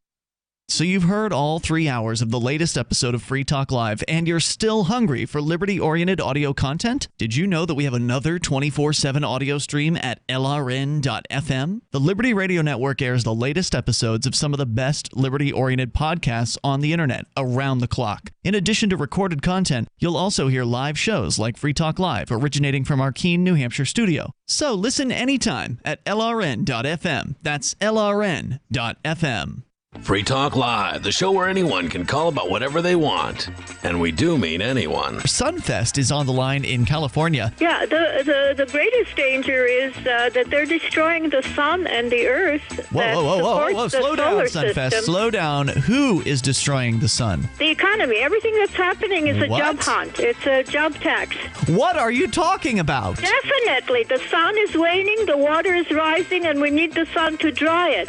When you have an economy that's creating jobs on a war scale, 24 hours a day, the cosmos can't keep up with it, let alone the sun. There's dark Andromeda, which is hurling at us. If you're not informed, you can go out and get the information. That's but our name tonight. Stop your sexist attack on women, whereas you hear anything You that are the men so have to say. outrageous. Free Talk Live, 7 nights a week from 7 to 10 Eastern, live on the Liberty Radio Network at LRN.FM. You can sign up to receive the latest about the Liberty Radio Network via our email updates at updates.lrn.fm. That's updates.lrn.fm. This is Free Talk Live. 855-450-FREE. That's 855-450-3733. Your calls and thoughts welcome. And we will hopefully get to the story out of New York where hotels are asking people to narc on neighbors that use Airbnb. Again, hopefully we'll be able to get to that story, but your calls and thoughts are important, and we go back to them. We've got Patrick calling in from Bullhead City, Arizona. Patrick, continue with your thoughts. Well, I got, something that really bugs the heck out of me about taxation. And we get, in our field, we get what we call mandatory overtime. In other words, you don't have a choice because you're a public servant. If something happens, you got to be there and you got to work the overtime until you're released. It's a contractual thing. Right. Yep. Like you were saying, having a gun held to your head. I mean, and what's his name as a corrections officer? He knows exactly what I'm talking about. But here's the messed up thing about taxes. Okay, you get your check on a biweekly or monthly basis, and what's messed up is if you're working the overtime, all of a sudden you get your check back, and it's actually less than if you just worked your normal 40, 50 hours a week, because that overtime puts you in a different tax bracket, and they start taking out more than the normal. And I really, to be honest with you, now that's where I think the thievery, whatever comes in, because first of all, you're being forced to do something, and the fact is they try to entice you with more money, but it's actually less, and then they put the blame off on the government. Well, the government gets more money, and you know who you can thank for that? To some Politicians. extent. Also Milton Friedman. Milton Friedman, who was instrumental working for the government in helping to implement the automated deduction, automatically deduct money from your paychecks. Mm-hmm. So, when you get your check, all that money's already gone. You don't, because the government really didn't feel that if people had the choice, and they didn't that wouldn't actually start as a temporary wartime effort to help pay for World War II? Of course it did. Just like Social we need Security. to get the money faster, so we're going to, during wartime only, we're going to withhold instead of you reporting to us every 3 months. Fortunately, Social Security was temporary too, so that should have died out 50, 60 years ago. Well, when I was growing up, overtime was a privilege. If you worked overtime, you did that to make extra money. Yeah. You're not, nowadays, it's a joke. It really is. And nowadays, there's a lot of companies that rely on overtime where they will intentionally run a skeleton crew, and they would just rather pay somebody time and a half than hire another employee to where they've actually got the number of people that they need. Right. The overhead and regulatory overhead is ridiculous, so why not just work the people harder? Right, because, and there's all kinds of, as you mentioned, the regulations and the overhead, because for each new employee you bring on, not only are you paying them their base salary, but then there's the FICA, the Social Security, the this, the that. You've got to provide them health insurance. You've got to provide this. You've got to provide that. And it winds up costing the company, like twice as much, whatever the salary is. So, yeah, it's easier and cheaper to pay somebody time and a half. Patrick, thank you. Oh, and I got another thing. Yep. Just a quick thing, Go guys. ahead.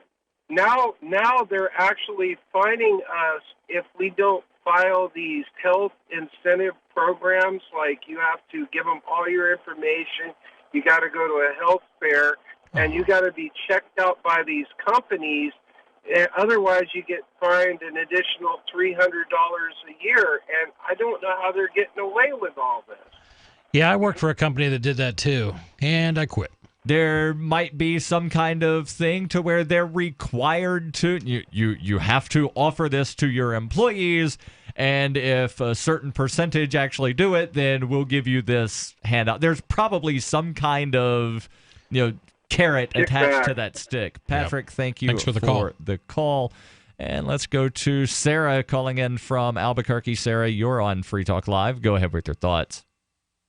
Yes, I just want to mention that our last mayoral election 4 years ago was the lowest ever turnout in 40 years. So we had the lowest turnout since 1976. Okay. And where are you at, Sarah? She's in Albuquerque. I know, Yeah, so but I just wanted to hear it from her. My whole point is, I hope that we have a voter turnout this election. I hope people care, because now the end result is that we have 27 cars stolen every day. Hold on. What do cars being stolen have to do with the number of people that show up to the mayoral election? Well, the thing is that nobody cared who the mayor was. Nobody cared because they all wanted, they all wanted somebody else to vote for them. The whole thing was, I don't have to vote. Somebody else is going to vote for me. I'll have somebody else decide. And when all of your choices, and I don't know specifics about the choices in Albuquerque, but I've lived in enough places to where I know that, by and large, the choices are all horrible, so it really doesn't make any difference who the mayor is. That's why a lot of people never turn up to vote. Well, the thing is, that's exactly what people thought. But I think that we have the Democrat. What we have is Mayor Berry. The other choice was Pete Benelli. Mayor Berry from D.C.? Marion Berry? Oh, okay. Different one. No, he's been here for 30 years, involved in politics here. So then I think he was the better choice, but he was a Democrat, and what does the Democrat do is that usually out of 10 Democrats, only 2 of them will show up and vote because they all want somebody else to vote for them because they're too lazy, right? Well, generally in municipal elections, voter turnout's going to be in that 10 to 20% range anyway. I remember when I lived in San Antonio, the turnout for the mayoral election was 9%. The guy that won wound up getting 80% of the vote, and it was touted as this guy has some huge mandate. When you actually do the math, 95% of the people that were eligible to vote did not vote for this guy. So it doesn't make a difference how large or how small the voter turnout is. It's just going to be reported, this guy's got a mandate because he won. Sarah, thank you for the call. Let's go to Tom in Nashua. Tom, you're on Free Talk Live. Go ahead with your thoughts. Yeah, a Illinois woman, the wife of that alleged shooter down in Alexandria, Virginia. Her name is Sue Hodgkinson, and right now she's said a lot of some stuff about how she thought she, like her husband said, he was going to Washington because he wanted to work with some people on changing tax brackets, and she also goes on to say that she wanted her family and neighbors left alone. Now, why are all these reporters going knocking on her door and one after another and probably calling her up on the phone ringing off the hook, and her neighbors and everybody else? Well, they probably want some kind of quote because, let's get a quote from the person that knows this guy the best.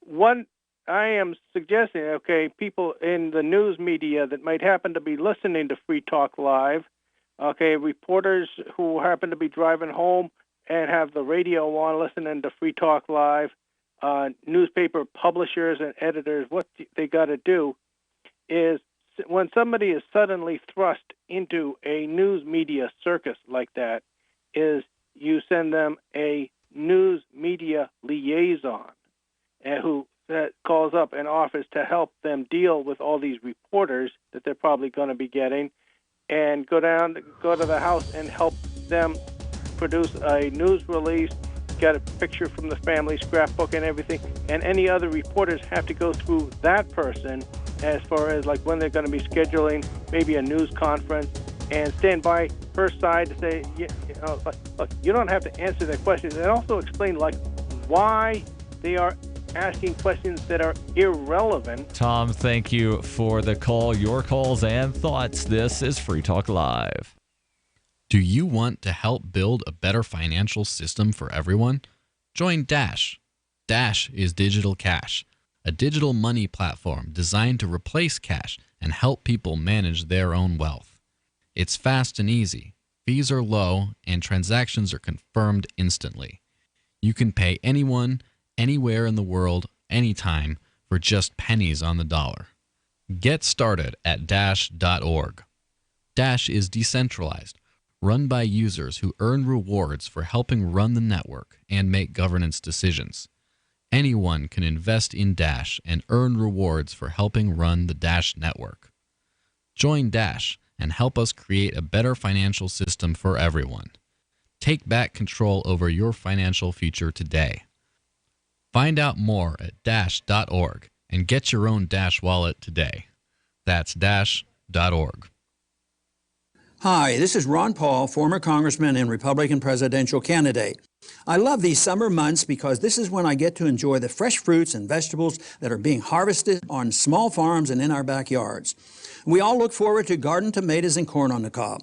Don't you wish there was a better way to preserve their true tastes and flavors? I'm here to tell you that there is a better way. It's by using the amazing home freeze dryer from Harvest Right. I have a Harvest Right freeze dryer and use it to preserve the foods I love. Strawberries, apples, and even lasagna and ice cream can stay fresh for 25 years. And the best part of my freeze drying is my family and I have a supply of long-lasting food on hand. So no matter what may come, we feel better prepared. We love our freeze dryer. To learn more, go to harvestright.com or call 800-923-9591. That's harvestright.com or 800-923-9591. Is spreading the message of liberty, cryptocurrency, and peace around the globe worth $2 per month to you? As you may already know, in addition to our internet feed, LRN.FM broadcasts on free-to-air satellite across North and Central America, as well as Sub-Saharan Africa. And we've been available on satellite for free 24/7 since 2010. The LRN.FM free-to-air satellite signal is reaching some of the most oppressive regimes in the world, and there's no doubt our ideas are making an impact. You can learn more about the channel's impact by watching the 3-minute video at fund.lrn.fm. If you'd like to help free minds globally with our ideas of liberty, cryptocurrency, and peace, you can donate as little as $2 per month via fund.lrn.fm. You can help us continue and expand our satellite broadcast to multiple continents. Visit fund.lrn.fm today, and thank you for your help. Don't forget to share the link on social media. That's fund.lrn.fm. LRN.FM is proud to announce our official listening apps for Android and iOS devices. Now you can easily tune into our streams anywhere, anytime on your smartphone or tablet. Just visit apps.lrn.fm or search for LRN.FM in the Android or Apple app stores. Please download, rate us 5 stars, then share the link on your social media and let your friends and family know how you're listening to LRN.FM. Download it now, free at apps.lrn.fm. Should you be able to earn an honest living free from senseless government interference? The Institute for Justice thinks so. That's why we've spent years defending hard-working men and women from pointless government regulations. Nationwide, IJ has created opportunity by reducing government power, but there is still more work to be done. Visit our website today at ij.org. Let IJ take care of the government so you can take care of your business. What's up next? Visit the Liberty Radio Network program guide to find out at shows.lrn.fm. That's shows.lrn.fm.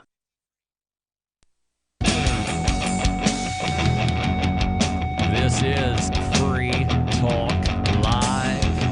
855-450-FREE. That's 855-450-3733. It's Daryl, Heather, and Chris in studio tonight. And tomorrow morning, I am heading to the White Mountains of New Hampshire for about 10 days. And one of the things that I'm making sure that I take with me is my pillow, because it is the best pillow that I've ever used. And you, too, can try this pillow. Well, not mine, because, that's mine. You can't come tax it from me. But you can try your very own MyPillow risk-free for 60 days. This thing is designed to fit to the shape of your body, hold your neck in the proper position. I've been using this thing for well over a year, and it is definitely the best pillow I've ever used. And unlike a regular pillow, you can actually throw your MyPillow into the washing machine, into the dryer, remove that dead skin, remove the dirt, and your pillow is still usable. Go to MyPillow.com. Use code FTL to get your very own MyPillow at half price or a second pillow free of charge. And remember, if for some weird reason you don't like it in the first 60 days, you get your money back. And maybe the reason you don't like it is you didn't order the right size. Mm-hmm. Because these things, again, they're designed to fit to the shape of your body. So maybe, you ordered one that was too thin or too thick. They'll fix that for you. And again, if you just absolutely don't like it, in the first 60 days, you get your money back, less the shipping, of course. And the pillow itself is guaranteed to last you 10 years. That's MyPillow.com, code FTL. And Chris, we started off talking about some cronyism, specifically in the auto industry, but that's not the only industry where there's cronyist things. Oh my God, no. We have it in almost every industry at one level or another. Basically everything, and the lodging industry is no exception. And we know, because we've covered this fairly extensively, that Sure. New York City is hostile to ride sharing, but apparently they're also hostile to room sharing. You can't do that. So this article comes to us from Reasoning. Hotels want New Yorkers to narc on their neighbors for using Airbnb. Hotel chains, unions, and their allies persuaded New York lawmakers last year to pass a bill banning Airbnb and other forms of room sharing in the state.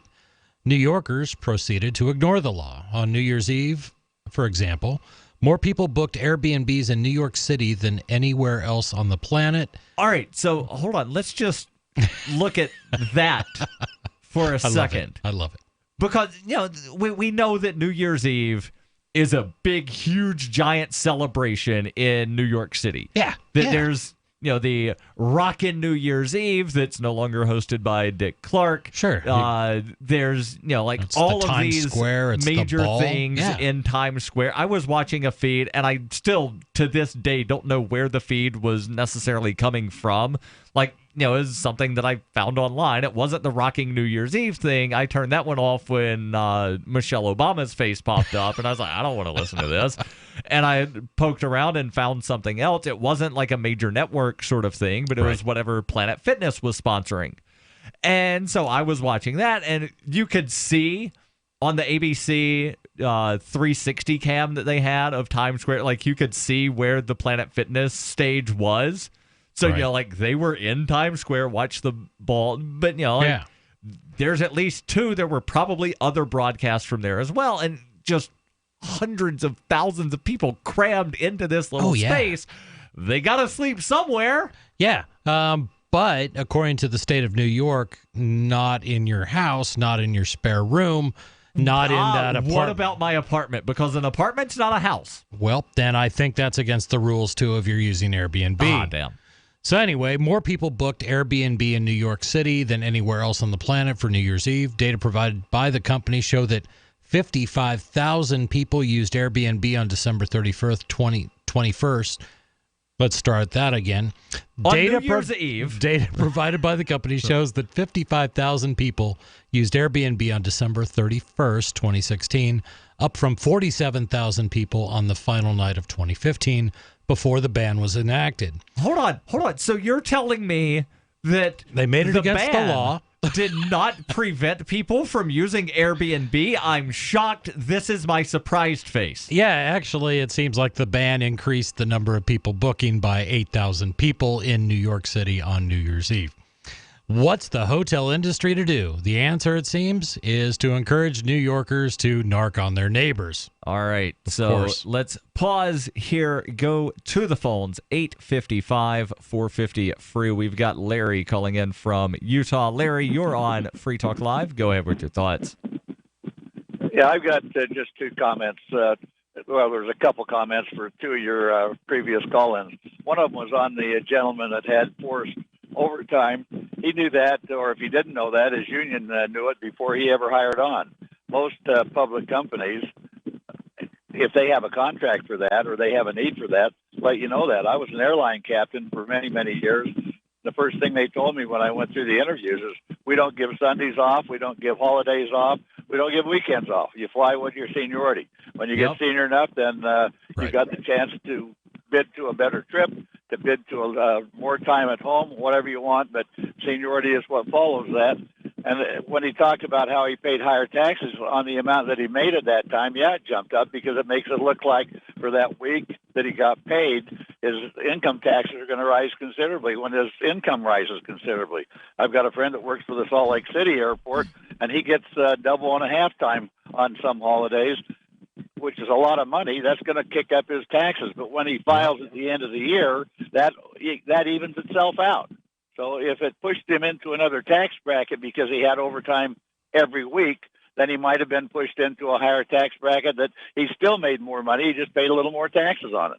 We can't speak to it. I understand point your that point, I wanted though. to make is you had a gentleman talking about, I think he's one of your members. This is the first time I've listened to your show, and it's quite interesting to listen to it. But was one of your gentlemen, I believe, talking about how he didn't want to have maybe a road going somewhere, and he'd rather not have to pay for that. One of my good captain friends was the first libertarian that I ever know of that was elected to an office of the mayor of the city that he lived in New Jersey. And he told everybody what he believed. He says, if you don't want to have an army, you don't pay for the army. If you don't want to have a school, you don't pay for the school. Well, when he got elected into office after several months of being in, he said, I don't want to pay for everybody else's streetlights.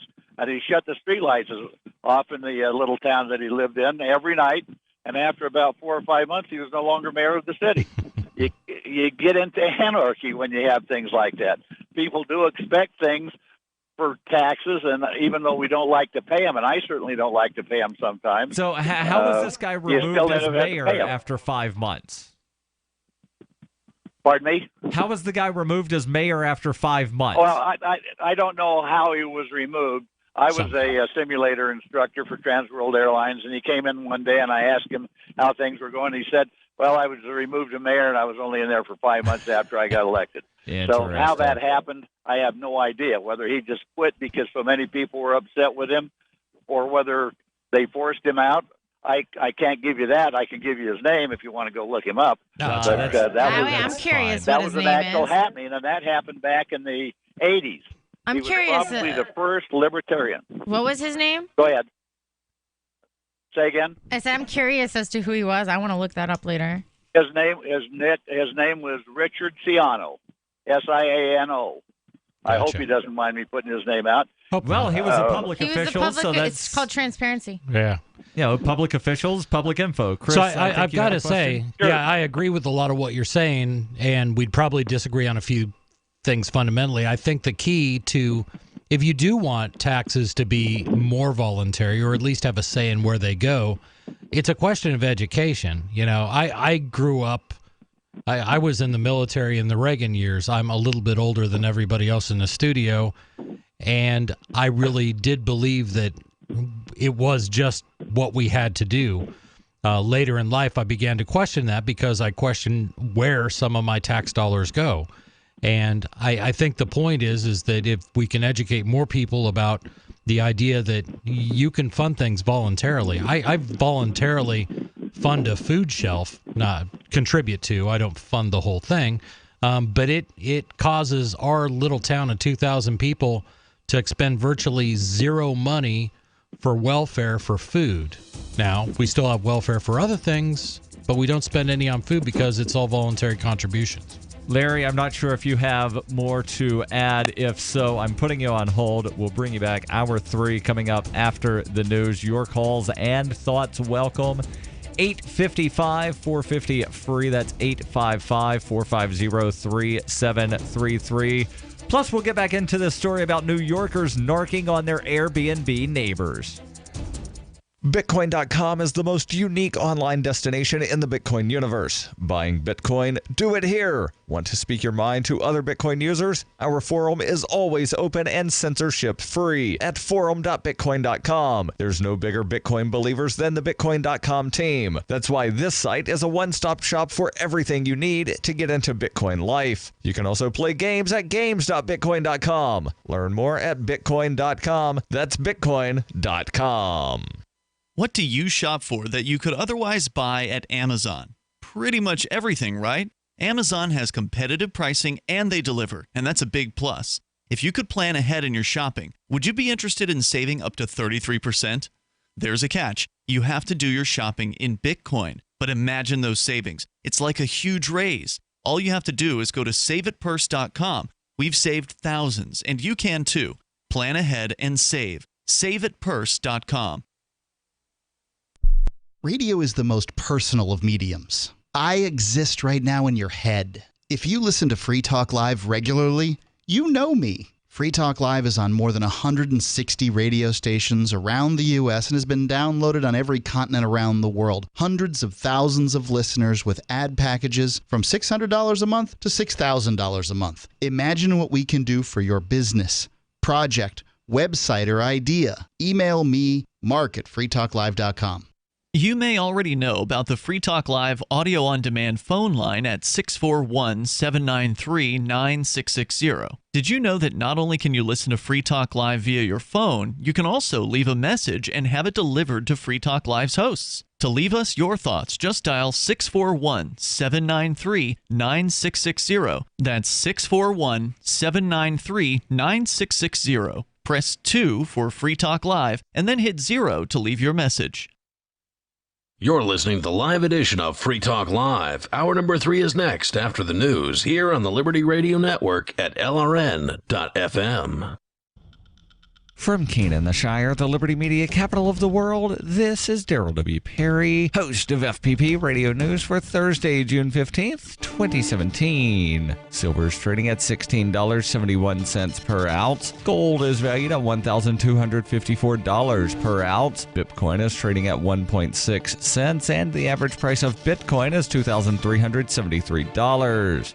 Antiwar.com reports with only 2 dissenting voters, Senators Rand Paul and Mike Lee, the U.S. Senate passed the Crapo Amendment Wednesday, which imposes a series of new sanctions on Russia over what it claims is aggressive behavior. The legislation also prevents the president from removing any sanctions from Russia without prior congressional authorization. The amendment was tacked onto the Countering Iran's Destabilizing Activities Act of 2017, the latest in a long series of anti-Iran legislation which always passes with little opposition. The Russia amendment was broadly supported as well, with a vote of 97-2 in favor and only 1 abstention. The main focus of the Russia sanctions will be its mining industry and metal production, with some sanctions also targeting foreign investors in the Russian energy market. Russia is among the world's largest energy producers and exporters, providing large portions of natural gas for Europe. Debate on the amendment included not only the usual scaremongering about the threat of Russia, but also consistent attacks on President Trump for having willingly met with top Russian officials since taking office, with Senator Sherrod Brown saying that allowing Russian state media at such meetings amounted to hiding from the American people. Born into a devastating world and raised among the crowd, the Cloudwalker assumes a new identity and begins the unrelenting quest for truth. In this epic journey, he discovers dark secrets about aspects of his previous life that he once trusted. Through the Journal of the Cloudwalker, he shares both the traumatic hardships and the eternal beauties of his experiences. Fueled in the beginning by his unsettling thoughts and emotions, he learns how to find peace with everything he has woken up to. Dear Society by the Cloudwalker is available from Amazon.com and all major bookstores. UPI reports a U.S. congressman and a Capitol Police officer were wounded by gunfire Wednesday after a man started shooting at a Republican team charity baseball practice in suburban Washington, D.C., an attack that was captured in dramatic video footage. The Republican team members, preparing for a traditional charity event Thursday night, were practicing at Eugene Simpson Stadium in Alexandria, Virginia, around 7 a.m. Wednesday morning when the gunfire started. Police said the accused man, James T. Hodgkinson, had taken a position behind a fence near the baseball diamond. House Majority Whip Steve Scalise was critically wounded in the shooting attack along with a Capitol Police officer. Witnesses said the five-term congressman was hit in the midsection and rushed into surgery at MedStar Hospital in Northwest Washington, D.C. A hospital spokeswoman said Scalise remained in critical condition following his surgery. A congressional staffer, Zach Barth, and food industry lobbyist Matt Mika were also wounded by the gunfire. The FBI said Hodgkinson died after he was shot by police. A bystander with a cell phone camera happened to be recording at the time the first shot started and captured the entire event. The Washington Post, citing law enforcement officials, reported that Hodgkinson owned a home inspection business but had not renewed his inspection license after it expired in November. He was said to belong to multiple anti-Republican political groups and was distressed over the election of President Donald Trump last fall. For nearly 40 years, Roberts & Roberts Brokerage has been a trusted source for buying and selling precious metals like gold and silver. They also take Bitcoin for precious metal purchases and have permanently removed the minimum purchase amount for all orders paid in the digital currency. Call Roberts & Roberts today for knowledgeable advice on buying and selling precious metals and a forward-thinking approach to new technologies. 800-874-9760 or visit online at rrbi.co. Reuters reports a UPS driver opened fire with a handgun inside a UPS delivery center in San Francisco on Wednesday, killing 3 co-workers before fatally shooting himself as police closed in, according to authorities and company officials. Steve Gauld, head of investor relations at UPS, said the victims, like the gunman, were all company drivers. Gauld added that the attack unfolded as the workers were gathering for their daily morning meetings before they were due to head out on their delivery rounds. 2 other people were taken to an area hospital with gunshot wounds, and another 5 individuals sustained less serious injuries in a frantic exit of the building. Authorities did not immediately identify the gunman or the victims. Police said the gunman took his own life before officers who swarmed the building ever fired a shot. Gault said the facility's employees were dismissed from work once the lockdown was lifted and that most had since left the building. The company will be providing trauma and grief counseling. This has been FPP Radio News, online at fppradio.com. Geneticists gathered at a conference this week to debate the ethics of cloning human beings and compelling them to fight to the death in a rock-filled pit for our amusement. Experts at the conference reportedly discussed questions key to the scientific field, such as the morality of arming hundreds of clones with maces and pitting them against each other on a small platform surrounded by molten lava. Cloning humans and goading them into viciously battling certainly raises ethical questions. It's important that we consider this topic with an open mind. Whether or not we should be stranding clones on a desert island, assigning them weapons by a lottery system, and making them murder one another tournament style remains a matter up for debate.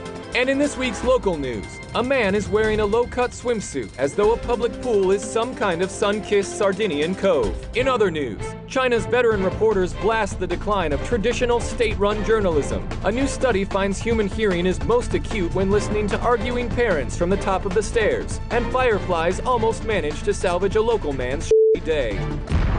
This is the Onion News Network.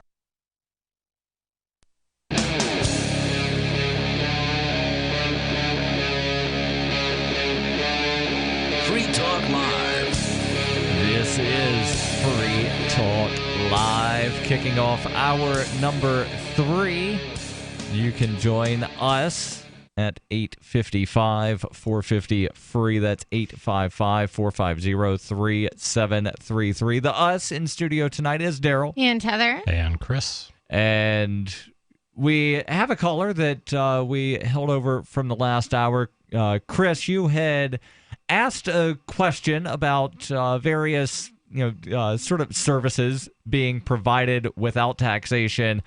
Could you restate the question before we bring Larry back on? Yeah, it was just basically the premise that if taxes were more voluntary, I'm not saying do away with taxes, but if we could have some control about where they went, I would have less of a problem. Right. So you get a recommendation from your municipality or the state government. Yep, we want to spend here, and here. Look through, all right, well, I like this service. I like this service. Not a fan of this one. I like this one. So let me calculate here, and here's how much I'm giving of my recommended contribution. Or even that I'm being taxed for our dump, to take trash to. I decide right, that would be a service. Right. But I decide I'm not going to use it. I want to opt out of that completely. I don't want to be taxed for it. I don't want to pay for it. In turn, I'm going to go find a private provider. Larry, thoughts? Do you have an issue with that? Yes. Well, I do. I moved from Jacksonville, Florida up here. In Jacksonville, Florida, they were one of the first major cities to have recycling. And they didn't charge 1 cent for that because when they got in on it, they were one of the first, and they could sell all the recycled materials they could collect, glass, plastic, paper, and et cetera. I come out here to Utah back in '99, and we had a regular trash pickup. After about 4 or 5 years, all of a sudden the trash pickup is going to change, and they're going to have selective trash pickup for garbage and then for recyclables. But they're going to charge you $15 or $18 or $20 a month extra for doing that.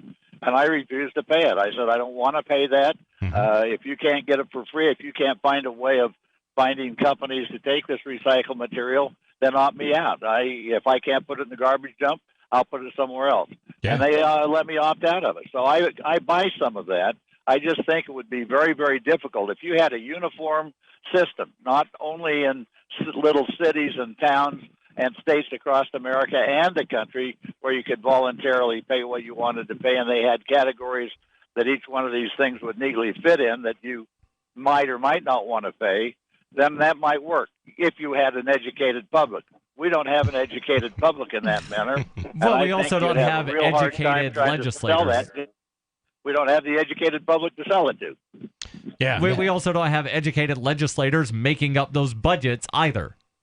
Yeah, and you're absolutely correct. And that gets into the weeds, and these programs are all run by bureaucrats who live and breathe this stuff in a vacuum. They often don't see the effects of the decisions they make and the programs they put into place. So correct. I didn't say it would be easy. I'm just saying that for me personally, I like to advocate those types of ideas. Well, see, this is why I think some people actually do support government, is because of the fact that they know that they're not educated when it comes to these kinds of decision making. And so they prefer to put their decision-making in the hands of what they would deem more experienced people. Well, I'm not educated on car repair, but I don't want the government regulate or, getting involved and saying, we are running all car repair stuff now. I understand that the free market does a much better job. Larry, thank you for the call. But I would say that, from trying to understand why people support government, we can sit here and dig our feet in the ground and be like, government's this, government's that,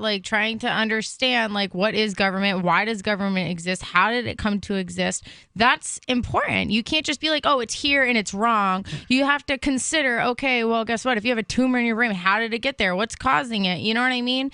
And the fact of the matter is that government wouldn't exist without the consent of the people. And the fact is the majority of people aren't resisting against government. So therefore, it's still going to thrive. It's still going to exist because the majority of people don't see it as a big enough problem yet. This is a common misconception. The misconception is that it is government, it is the way it is, and that's the way it's always been. Well, it hasn't always been that way. The bulk of the things that we complain about on this show, the big issues, really have their start, say 100 years ago or 115, 120. There's some others that predate about 150 on some of them. On some of them, yeah. But this is just a modern thing, if you will. This is something that's come about particularly with the progressive era, and the idea that we can get experts centralized in one place that can make better decisions about your life than you can, Heather. Yeah, and you know what? In some areas, that's true, though. Yeah. Give me an example. In a lot of areas. Give me an example of something that the government does better than a private I'll give you service an or citizen example. could do. Like, there's a lot of libertarians, anarchists, or whatever that are against seatbelt laws, right? Because if you don't pay the ticket, if you get a ticket and you don't pay it, it's jail. They throw you in jail, whatever. Okay, when I was younger, I was very naive when it comes to public road safety, right? And so there were many times after so many tickets where I was constantly handing money over to the state after my third lane violation ticket. You know, I was mandated in Massachusetts to take some class that cost like $125, and I didn't take it within the time frame, so I lost my license, got caught driving on a suspended license, and yada, yada, yada. By the time I paid all the money to get my license back later in life, there were so many times where I buckled up for the sole fact that I was trying to avoid a ticket. Now, had I been in a car accident and those seatbelt lights and me putting my seatbelt on caused me to save my life, then I might actually be praising the same seatbelt laws that I hated, you know, and the same laws that I thought were just out to get my money. Like, I spoke with an officer once who said, you know, you go to respond to a car accident, right, and pick up like dead kids' bodies off the road that could have been saved because they weren't wearing your seatbelt. This is why I support seatbelt laws, right, etc. It's you know, I think it's so one-sided the way people are like, oh, the only reason these laws exist are for money for the state. That's that's kind of might be true, but oftentimes they exist for all the best reasons with the best intentions. Right, and the question is whether it is worth sacrificing your liberty and your freedom because of best intentions. We happen to live in the only state in the country that does not have a mandatory seatbelt law. Yep. And seatbelt usage, based on reports that I've seen, is higher in New Hampshire than it is in the surrounding states. I haven't seen any of these things, or, I don't know how they pulled their example. I'm just saying, from my experience, there were times where the only reason I put my seatbelt on was to avoid getting a ticket. And it did. So that, in a sense. So the deterrent factor worked. I'm just saying. Right. Let me give you an example of an actual car accident. I was in when I was 17, 18 years old. Fell asleep at the wheel. Ruh-roh. With a friend of mine in our Dodge Omni, my father's brand new Dodge Omni, 1981, maybe something like that. Went off the road, not wearing a seatbelt. Car flipped end over end for some distance, and the car landed on its hood. When it landed on its hood, it crushed the roof of the car down level with where my neck would have been had I been wearing a seatbelt. Because I was not wearing a seatbelt, I was thrown down, I was thrown sideways, and I was not decapitated, which a seatbelt would have done. Now, with that in mind, I was in the military, and we had a Maryland State police officer come and speak to us about their changes in the seatbelt law. He said in all the years that he had been a state trooper, he had never pulled a dead body out of a seatbelt. He had come across many dead bodies that had been ejected from cars, but he had never pulled one out of a seatbelt. And he said, now that's not to mean that they didn't die of their injuries when they went to the hospital, but I never pulled a dead body out of a seatbelt. So based on those two experiences, I still trusted his judgment better than my own experience, and I wear a seatbelt all the time. But the state isn't making me do that here in New Hampshire. Right. There's no requirement. That was a decision I came to on my own. Good ideas. ideas. That's the way. I do that too now. Force. Thank you.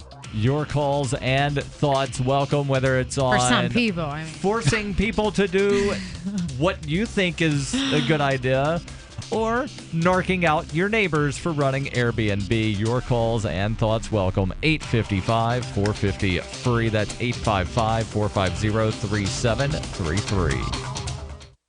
Free Talk Live has partnered with Amazon, the largest internet retailer. Imagine a department store category, and Amazon has it. Books, electronics, office products, furniture, jewelry, automotive, toys, clothing, sporting goods, and dozens of other categories. Now you can shop and support Free Talk Live by entering Amazon through our website. Go to shop.freetalklive.com, and Amazon will send us a portion of your purchase. You're going to do the shopping anyway, so remember to enter through our site at shop.freetalklive.com. That's shop.freetalklive.com.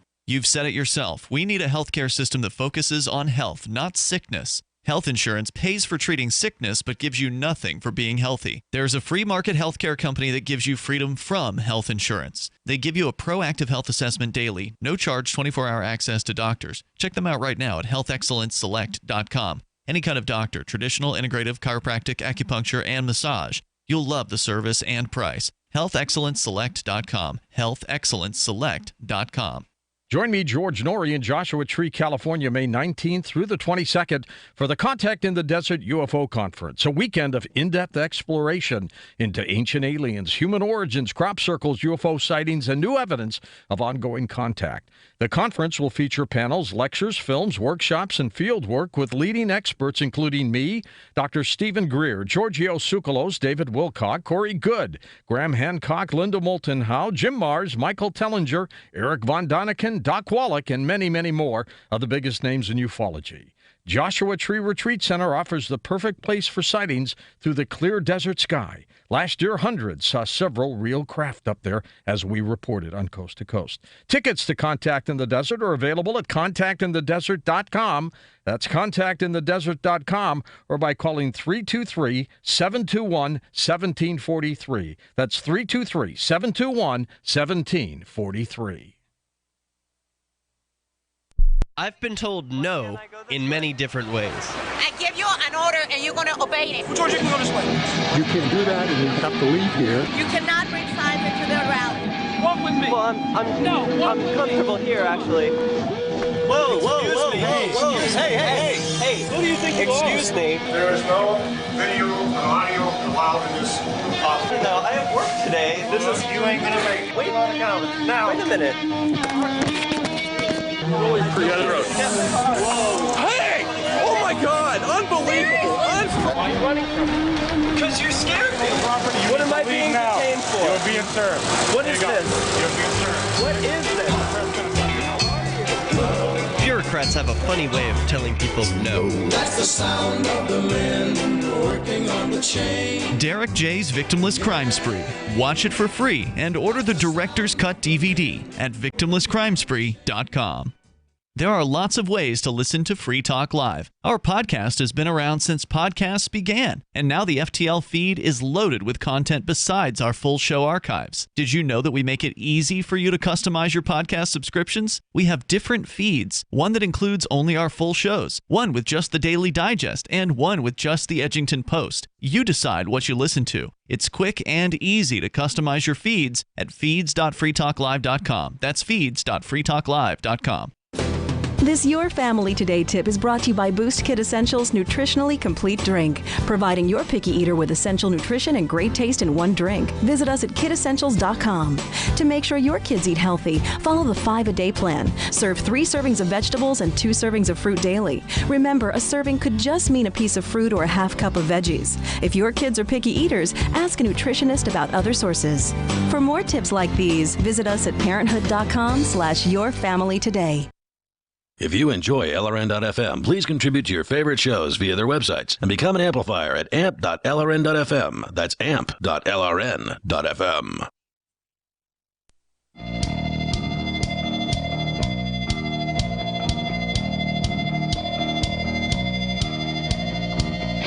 This is Free Talk Live, 855-450-FREE. That's 855-450-3733. Do you like to save money? Who doesn't like to save money, right? I think everybody likes to save money. That's sort of a universal. People like to save money.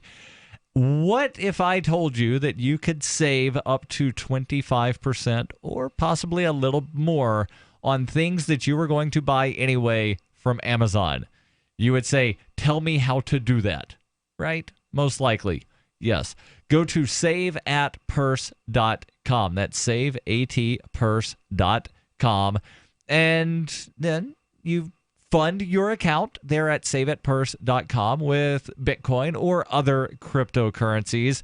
And then you can save big time. I consistently save about 20% on things unless I'm in a hurry, and then I save a guaranteed 5%.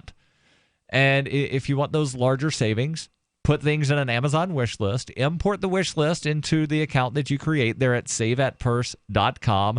And then, again, you fund the account with Bitcoin or other cryptocurrencies. You get the items, somebody gets the Bitcoin, and everybody is happy. Saveatpurse.com. New York City, apparently, and actually possibly all of New York State, there are some people that aren't happy. Specifically, the hotel owners, the unions, and some of their allies aren't happy that things like Airbnb exist. Yeah, and recap, we were reading an article from Reason.com about New Yorkers, hotels want New Yorkers to narc on their neighbors. And as it continues, we talked a little bit about the current specs. New York outlawed pretty much Airbnb. Right, and it doesn't specify if that's statewide or citywide, and that's one of the problems of having a state and a city with the same name. It gets a little confusing. But 55,000 people used Airbnb on December 31st, 2016. After the ban, before the ban, only 47,000 people used it on New Year's Eve. So it seems to have worked the exact opposite. And back to the story.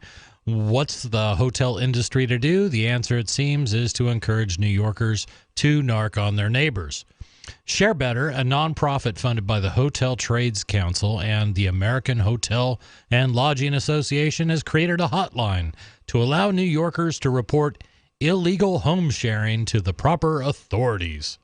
And then it quotes a tweet which says, "Know what is illegal and legal when it comes to Airbnb. Call this number to protect yourself and your neighborhood." Or go to illegalhotels.org. That sounds like it would be a great website to find underground hotels. Wouldn't it? Just the coolest hotels, the ones that got all the stuff you want to do. Oh, yeah. Where'd you book your place? I went to illegalhotels.com. It was sweet, man. There was a shooting range in the basement. It was great. Reporting dangerous and threatening behavior to the police is one thing. And if you don't want to go directly to the cops, Airbnb already offers a hotline for complaints about bad hosts and guests. But this is one of those situations where illegal isn't exactly the same as dangerous. What threat does Share Better think New Yorkers need to protect their neighborhoods against? Visitors who want to shop in local stores, eat in local restaurants, or otherwise help locals make money? Sounds awful. Or, people that want to save a little bit of money, people that want to spend money in your city and thus giving you extra, tax revenue that you would not have gotten otherwise. Oh, yeah. And these types of things are huge. These darn tourists coming here and ruining my city. Bringing their dang money with them and leaving most of it behind. All this is part of a national effort.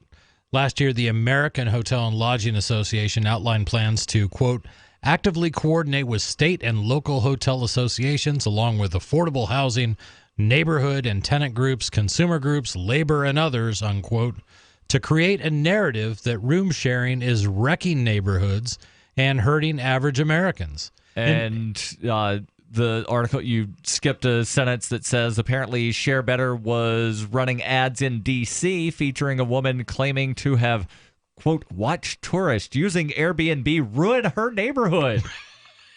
These darn tourists ruining my neighborhood. No, who's ruining your neighborhood in D.C. are the politicians on Capitol Hill passing all kinds of regulations that strip away your freedoms. And in that Who's running your neighborhood are the city councilors passing regulations preventing people from doing business in your neighborhood. The politicians that are setting minimum wage laws, the politicians that are implementing regulations that keep people from running lemonade stands, from selling cheap food, from feeding the homeless. Right. That's who's ruining your neighborhood, not somebody staying at or even running an Airbnb. But in this country, if you want to protect your profits, here's two ways you can go about it. Number one, figure out ways to offer your service or product at a lower price at a better quality than your competitors. Yep. That's one way to do it.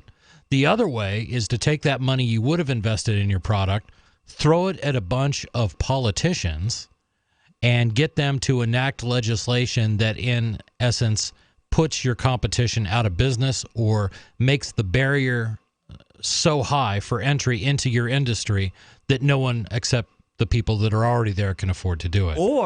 Or you could also do both of those things, but at different times in your life. Wasn't it Rockefeller that in like the 1860s, 1870s, whenever a lower price competitor came around, he would wind up, becoming more efficient, dropping his prices. But then about 30 years later, he decided, you know what, I've had enough of this free market stuff. I'm going to start buying politicians. Yeah, and he did both things. And in the end, he flip-flopped back and forth depending on the situation. But that's crony capitalism, folks. That's what really hurts us as a country. All of this is, I already talked about that. And you were talking a little bit about the ad about the woman talking about how it, Airbnb had destroyed her neighborhood. Yes. It's an interesting story in itself because she's not exactly who she says she is. She turned out to be an actress. Of course, almost every, and it depends on how you define the term actress. Was this an actual person making a complaint and she just happened to have been paid for appearing in the ad? Or was this someone that they wound up, hiring off the street? We have this script for this is what we want the ad to say. We're looking for someone to fill this role. She was absolutely being portrayed as a local of long-term Anacostia. That's a part of D.C. or close to D.C. Yep. Resident, and she absolutely was not one. But neither here nor full-on actress. That's completely fictitious, as they would say, based on a true story. Right, except they didn't say any of that. Maybe it was in like 2-point font down at the bottom of the screen so that you couldn't see it. Could have been. In reality, the growth of services like Airbnb has helped people make extra money from unused spare space in their homes and lowered hotel prices during peak times, like New Year's Eve, the Super Bowl, and other major events. Your calls and thoughts on this or whatever is on your mind, 855-450-FREE. This is Free Talk Live. Hunters, anglers, campers, and survivalists. Get back to nature. Expand your horizons with the highest quality, most versatile, unique slingshots and sling bows on the market at slingbow.com. Sling bow products are compact and models start from just $17.98. They're perfect for your bug out bag or storing in your vehicle. Give yourself and your loved ones the excitement and tradition of sling bow. A new frontier in archery and truly modern twist on this primitive survival tool. Feel the thrill only at slingbow.com.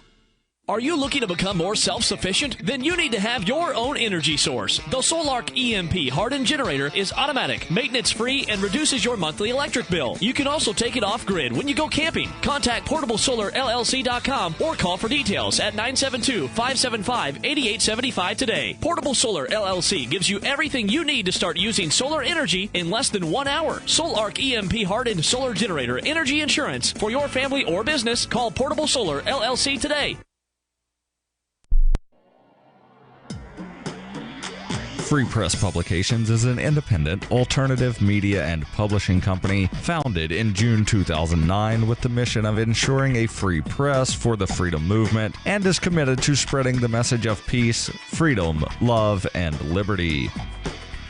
FPP also gives new authors an avenue for publishing freedom-oriented material. FPP brings you daily news and commentary on the website fpp.cc, as well as a daily 5-minute newscast, FPP Radio News, and weekly news, views, and commentary in the FPP Freedom Minute and Peace, Love, Liberty Radio at fppradio.com, and the monthly newspaper FPP News at news.fpp.cc. Find FPP online at fpp.cc. That's fpp.cc, as in Creative Commons. What do you shop for that you could otherwise buy at Amazon? Pretty much everything, right? Amazon has competitive pricing and they deliver, and that's a big plus. If you could plan ahead in your shopping, would you be interested in saving up to 33%?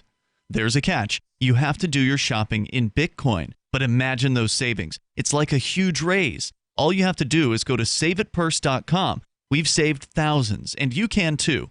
Plan ahead and save. SaveAtPurse.com. Free Talk Live has partnered with Amazon, the largest internet retailer. Imagine a department store category, and Amazon has it. Books, electronics, office products, furniture, jewelry, automotive, toys, clothing, sporting goods, and dozens of other categories. Now you can shop and support Free Talk Live by entering Amazon through our website. Go to shop.freetalklive.com, and Amazon will send us a portion of your purchase. You're going to do the shopping anyway, so remember to enter through our site at shop.freetalklive.com. That's shop.freetalklive.com. On Free Talk Live, we're bringing people to the ideas of liberty every day.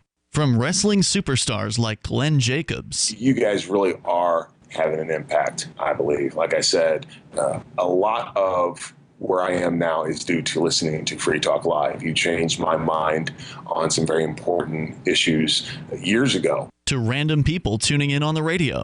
I was kind of stuck in the left-right paradigm. I heard your show by chance on a Saturday night. From there, I went on, joined the Free State Project, and become an amplifier. So, I mean, that's really the reason why I amp is because I know that if it wasn't for you guys being on as many stations as you are, I never would have found the ideas of liberty. Your amp will directly change more lives by getting Free Talk Live in front of people looking for talk radio online and on the air. When you amp Free Talk Live, you get perks like access to the AMP-only Facebook group and AMP podcast. Visit amp.freetalklive.com. You're listening to the best liberty-oriented audio streamed around the clock, on the air, and online. This is the Liberty Radio Network at LRN.FM.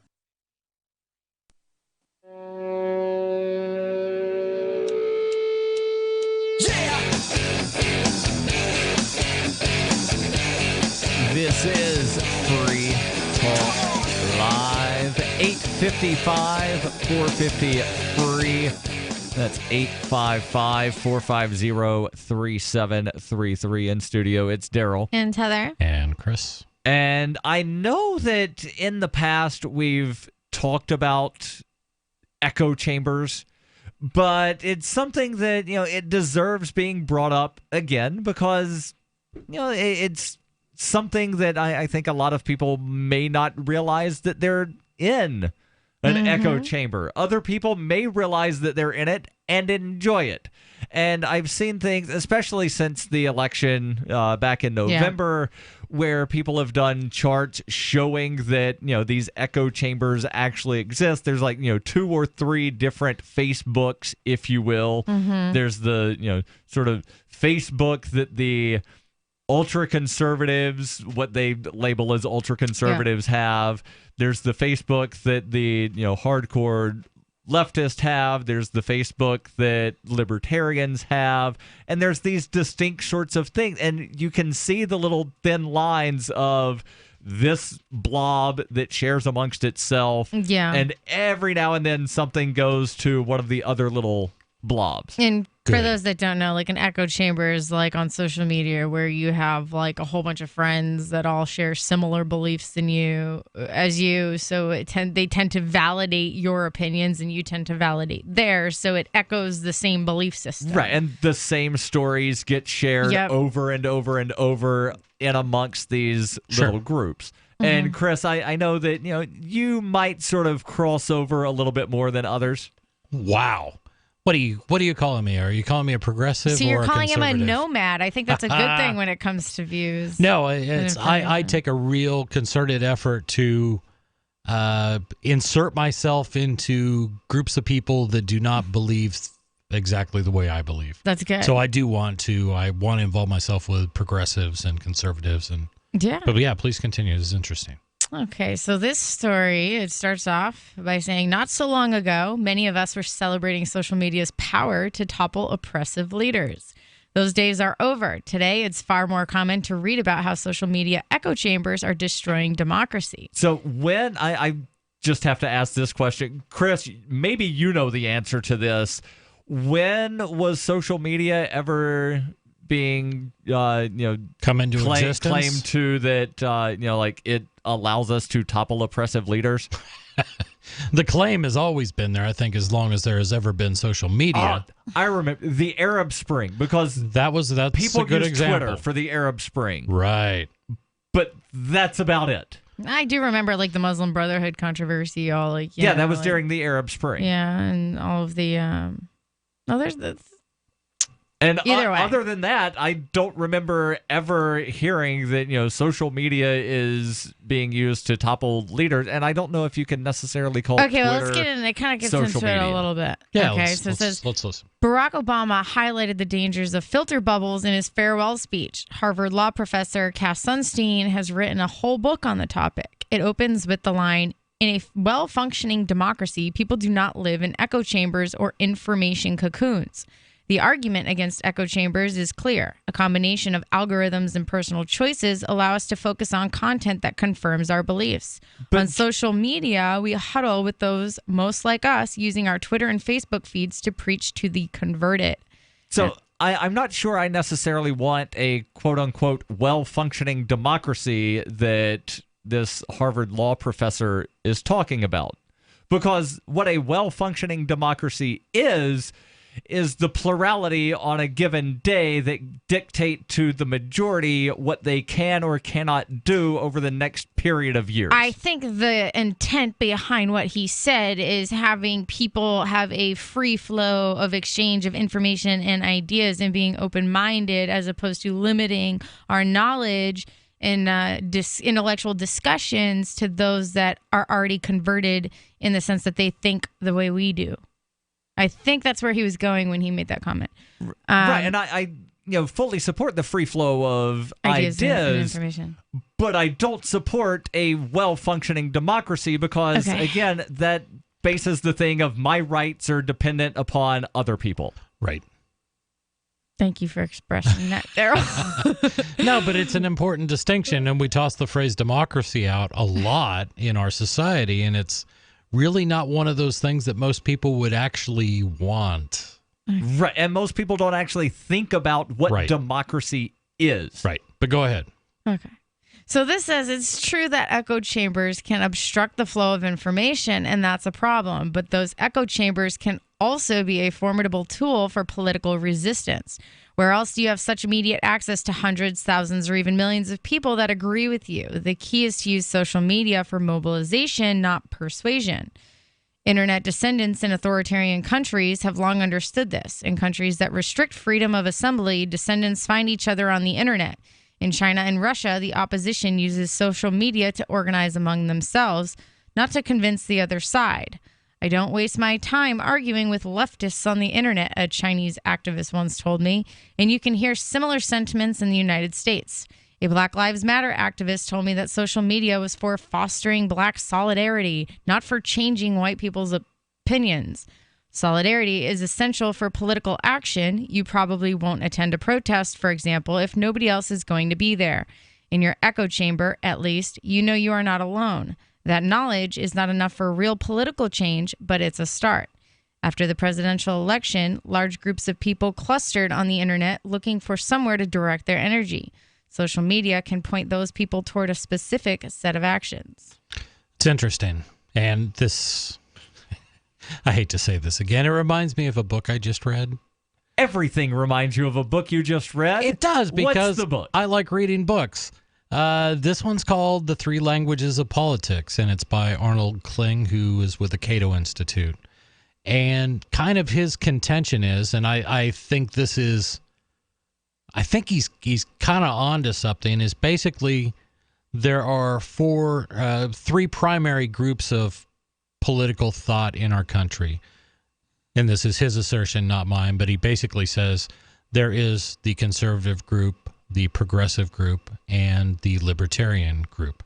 And none of us speak the same language.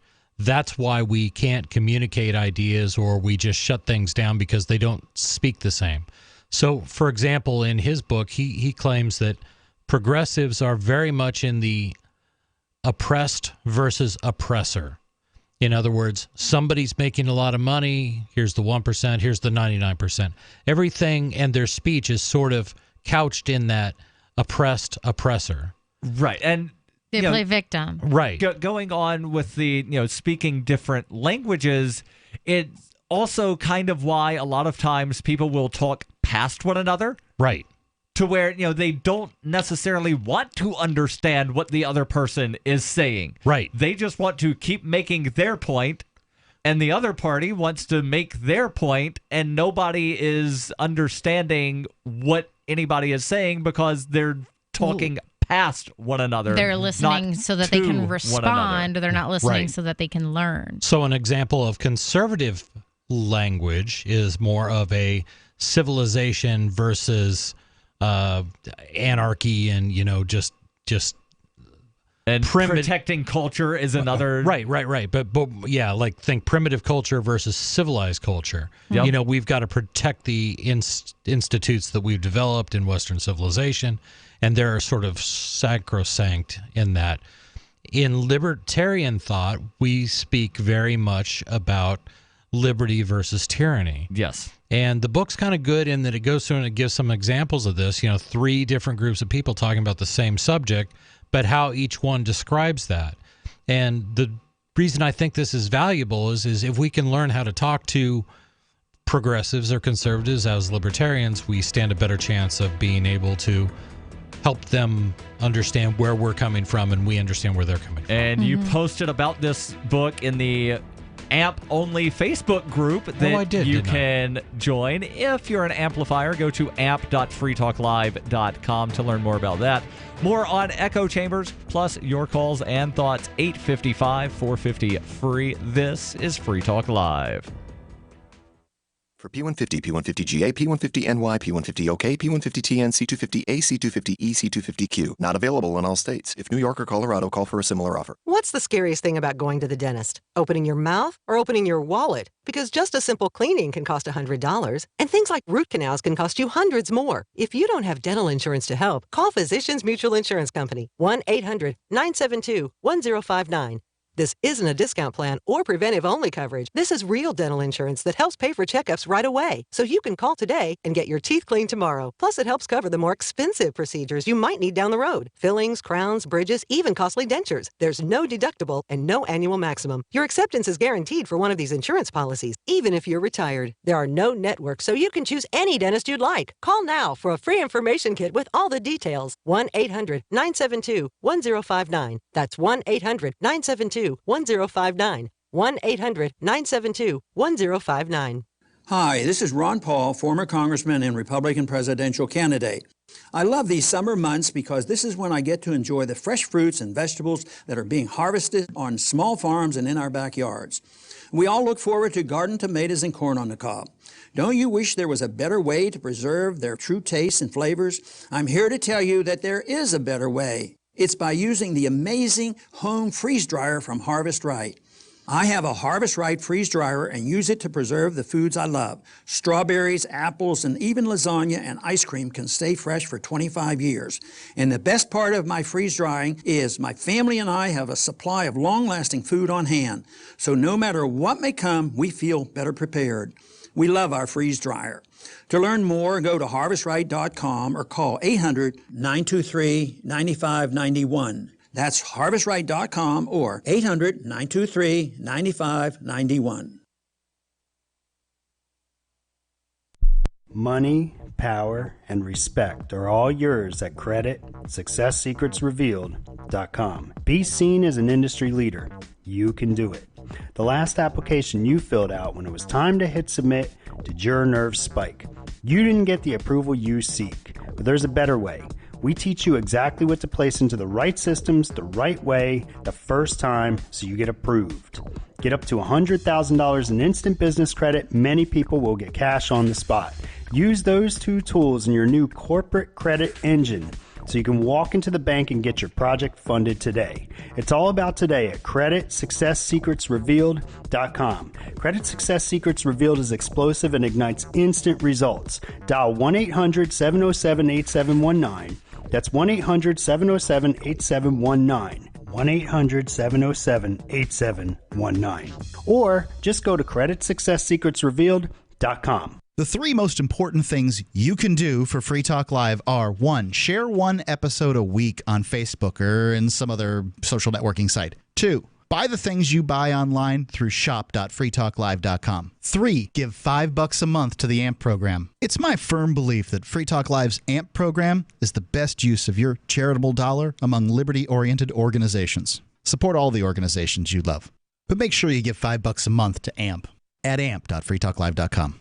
Looking for a great real estate investment? Consider New Hampshire, which is ground zero for the Liberty Movement. Your first call should be to Mark Worden from Porcupine Real Estate. He's more than just a real estate agent. He's your New Hampshire concierge. Where are the best places to live? Do you want farm, city, the burbs, or forest? Do you want a duplex or multifamily building so that renters pay your mortgage? There are homes in all price ranges in New Hampshire, and Mark can help with financing too. Invest in liberty and property. Mark Worden can help. PorcupineRealEstate.com.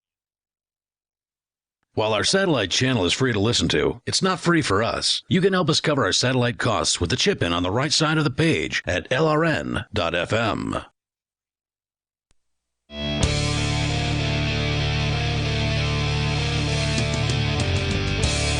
This is Free Talk Live.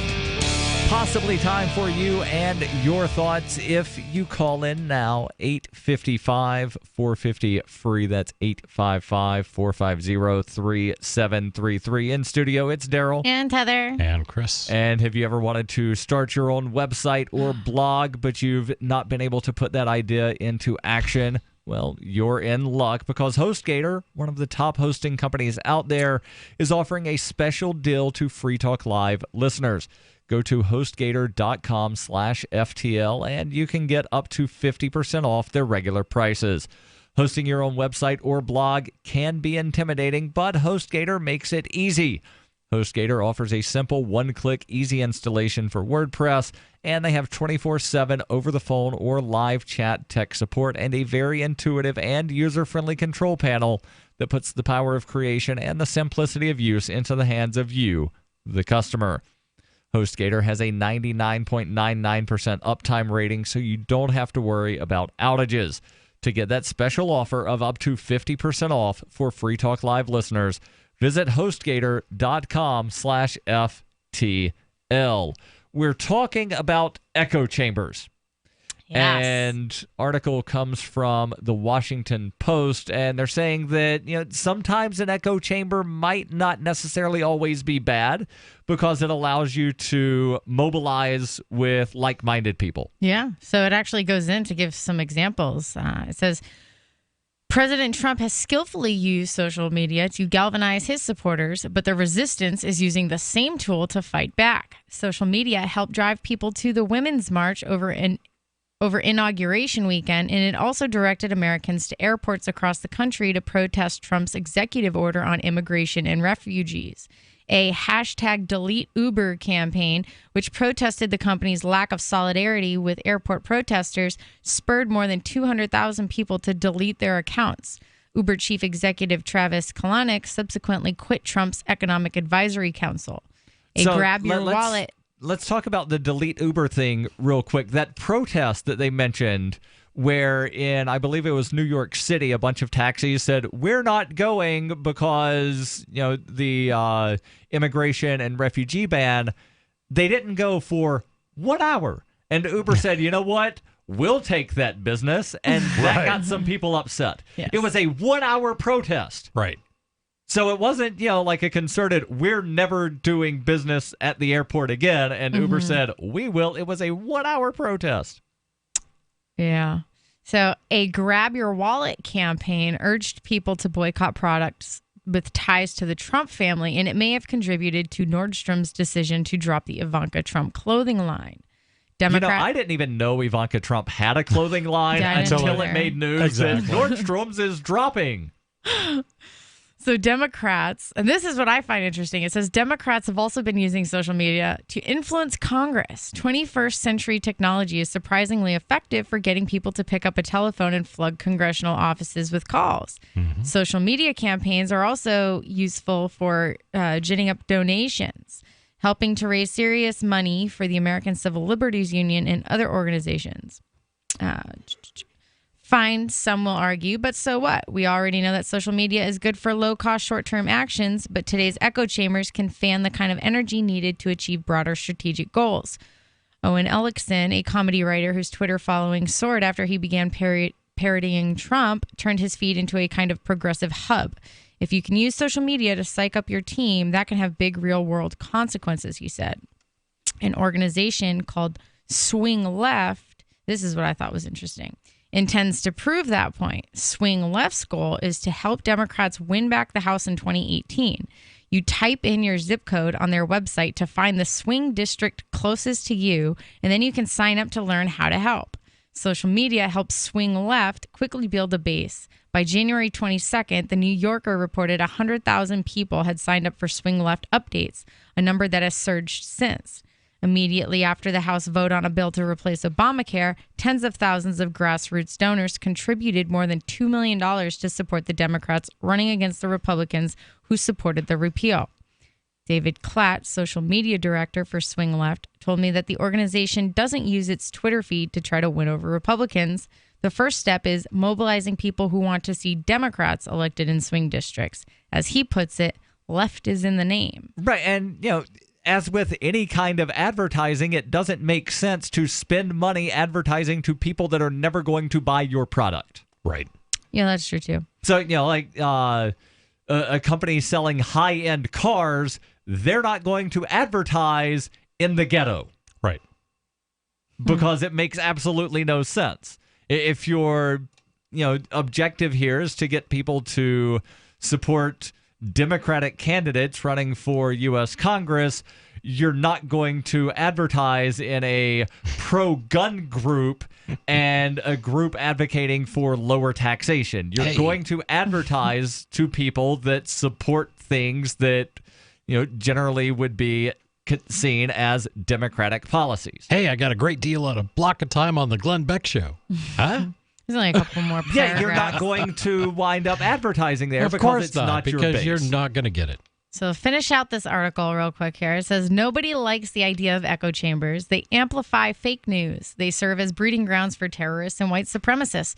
They also widen the political divide, which can have serious electoral consequences. Make no mistake, if you want to win an election, you have to communicate with people on the other side. But maybe social media isn't the best place to do that. Twitter, with its flame wars and character limits, is just not an optimal tool for persuasion. How often do you see liberals on Twitter getting Trump supporters to change their views or the other way around? What social media can do is urge people to shut their laptops and go knock on doors to talk to voters, for example. One of our social media goals is to empower our volunteers to show up and do the hard work that is required to flip a House seat blue in a swing district. Klatt said, social media communicates goals and calls to action, but the real effective organizing happens on the ground. In other words, don't spend all your time arguing with people on the internet. If social media won't bridge the political divide, use it to close ranks. So, this entire article could have been summarized in that next to last Exactly, sentence. right? Don't spend all of your time arguing on the internet. And I would just say, don't spend all of your time arguing. Because arguing is completely useless. Right. Now, if you want to have an intelligent conversation, by all means, do that. I think. But so many people say, I like to argue. And that's when you just yell back and forth at people. That's what I think what we do is so awesome, because Free Talk Live is like the model of eliminating echo chambers, because anybody can call in and say whatever it is that they want. They what I mean? There is no there echo are certain chamber words here. that they're not allowed to say. Yeah. And they frequently do. But I think that's what draws me so much to doing this talk radio. Any topic at all. And we've got Richard on the line in Austin. Richard, you're on Free Talk Live. Go ahead with your thoughts. Hey, thanks for taking my call, good people. Yeah, I got something that's real important, I think. I got my nieces and nephews down here staying with me for the summer, and they were telling me how they had to literally wrestle my niece down to get her to take one of the vaccines. So I'm trying to propose that starting before the summer ends, pick a day, any day, do it for a week, have like a cookie drive, or like we're selling those Champion chocolates. Everybody who's in listening in earshot of what I'm saying, go down to your school districts and wherever your respective school district is, and start demanding those waivers that they have to give you by law. And everybody start putting them on YouTube or Facebook, MySpace, whatever, taking them to your churches, your libraries. And we're going to have to get real proactive about this stuff, because these people aren't going to stop vaccinating our children to death.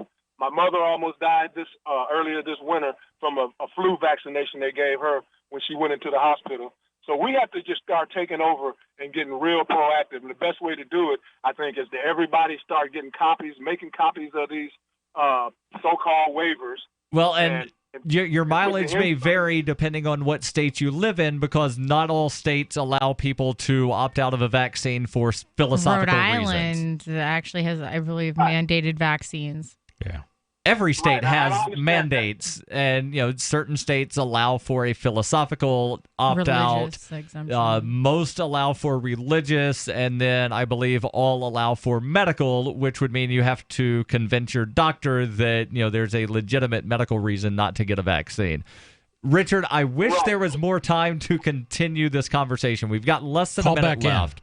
You can call back tomorrow night. No, he can't call back in tomorrow night because we're going to be delayed from the Somalia Fest over the weekend. Gotcha. But generally, open lines every night of the week. Again, Richard, call back probably Monday night would be the next night that we're actually live. Thanks for the call, Richard. Again, we will be at Somalia Fest in the beautiful White Mountains of New Hampshire over the weekend. That's it for tonight, but we are always online at freetalklive.com.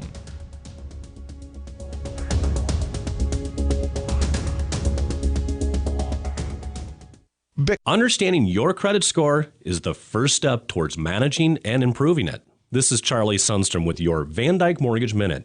The most influential component of your credit score is your payment history. Almost equally as important is the amount you owe on credit accounts. Also impacting your score, but to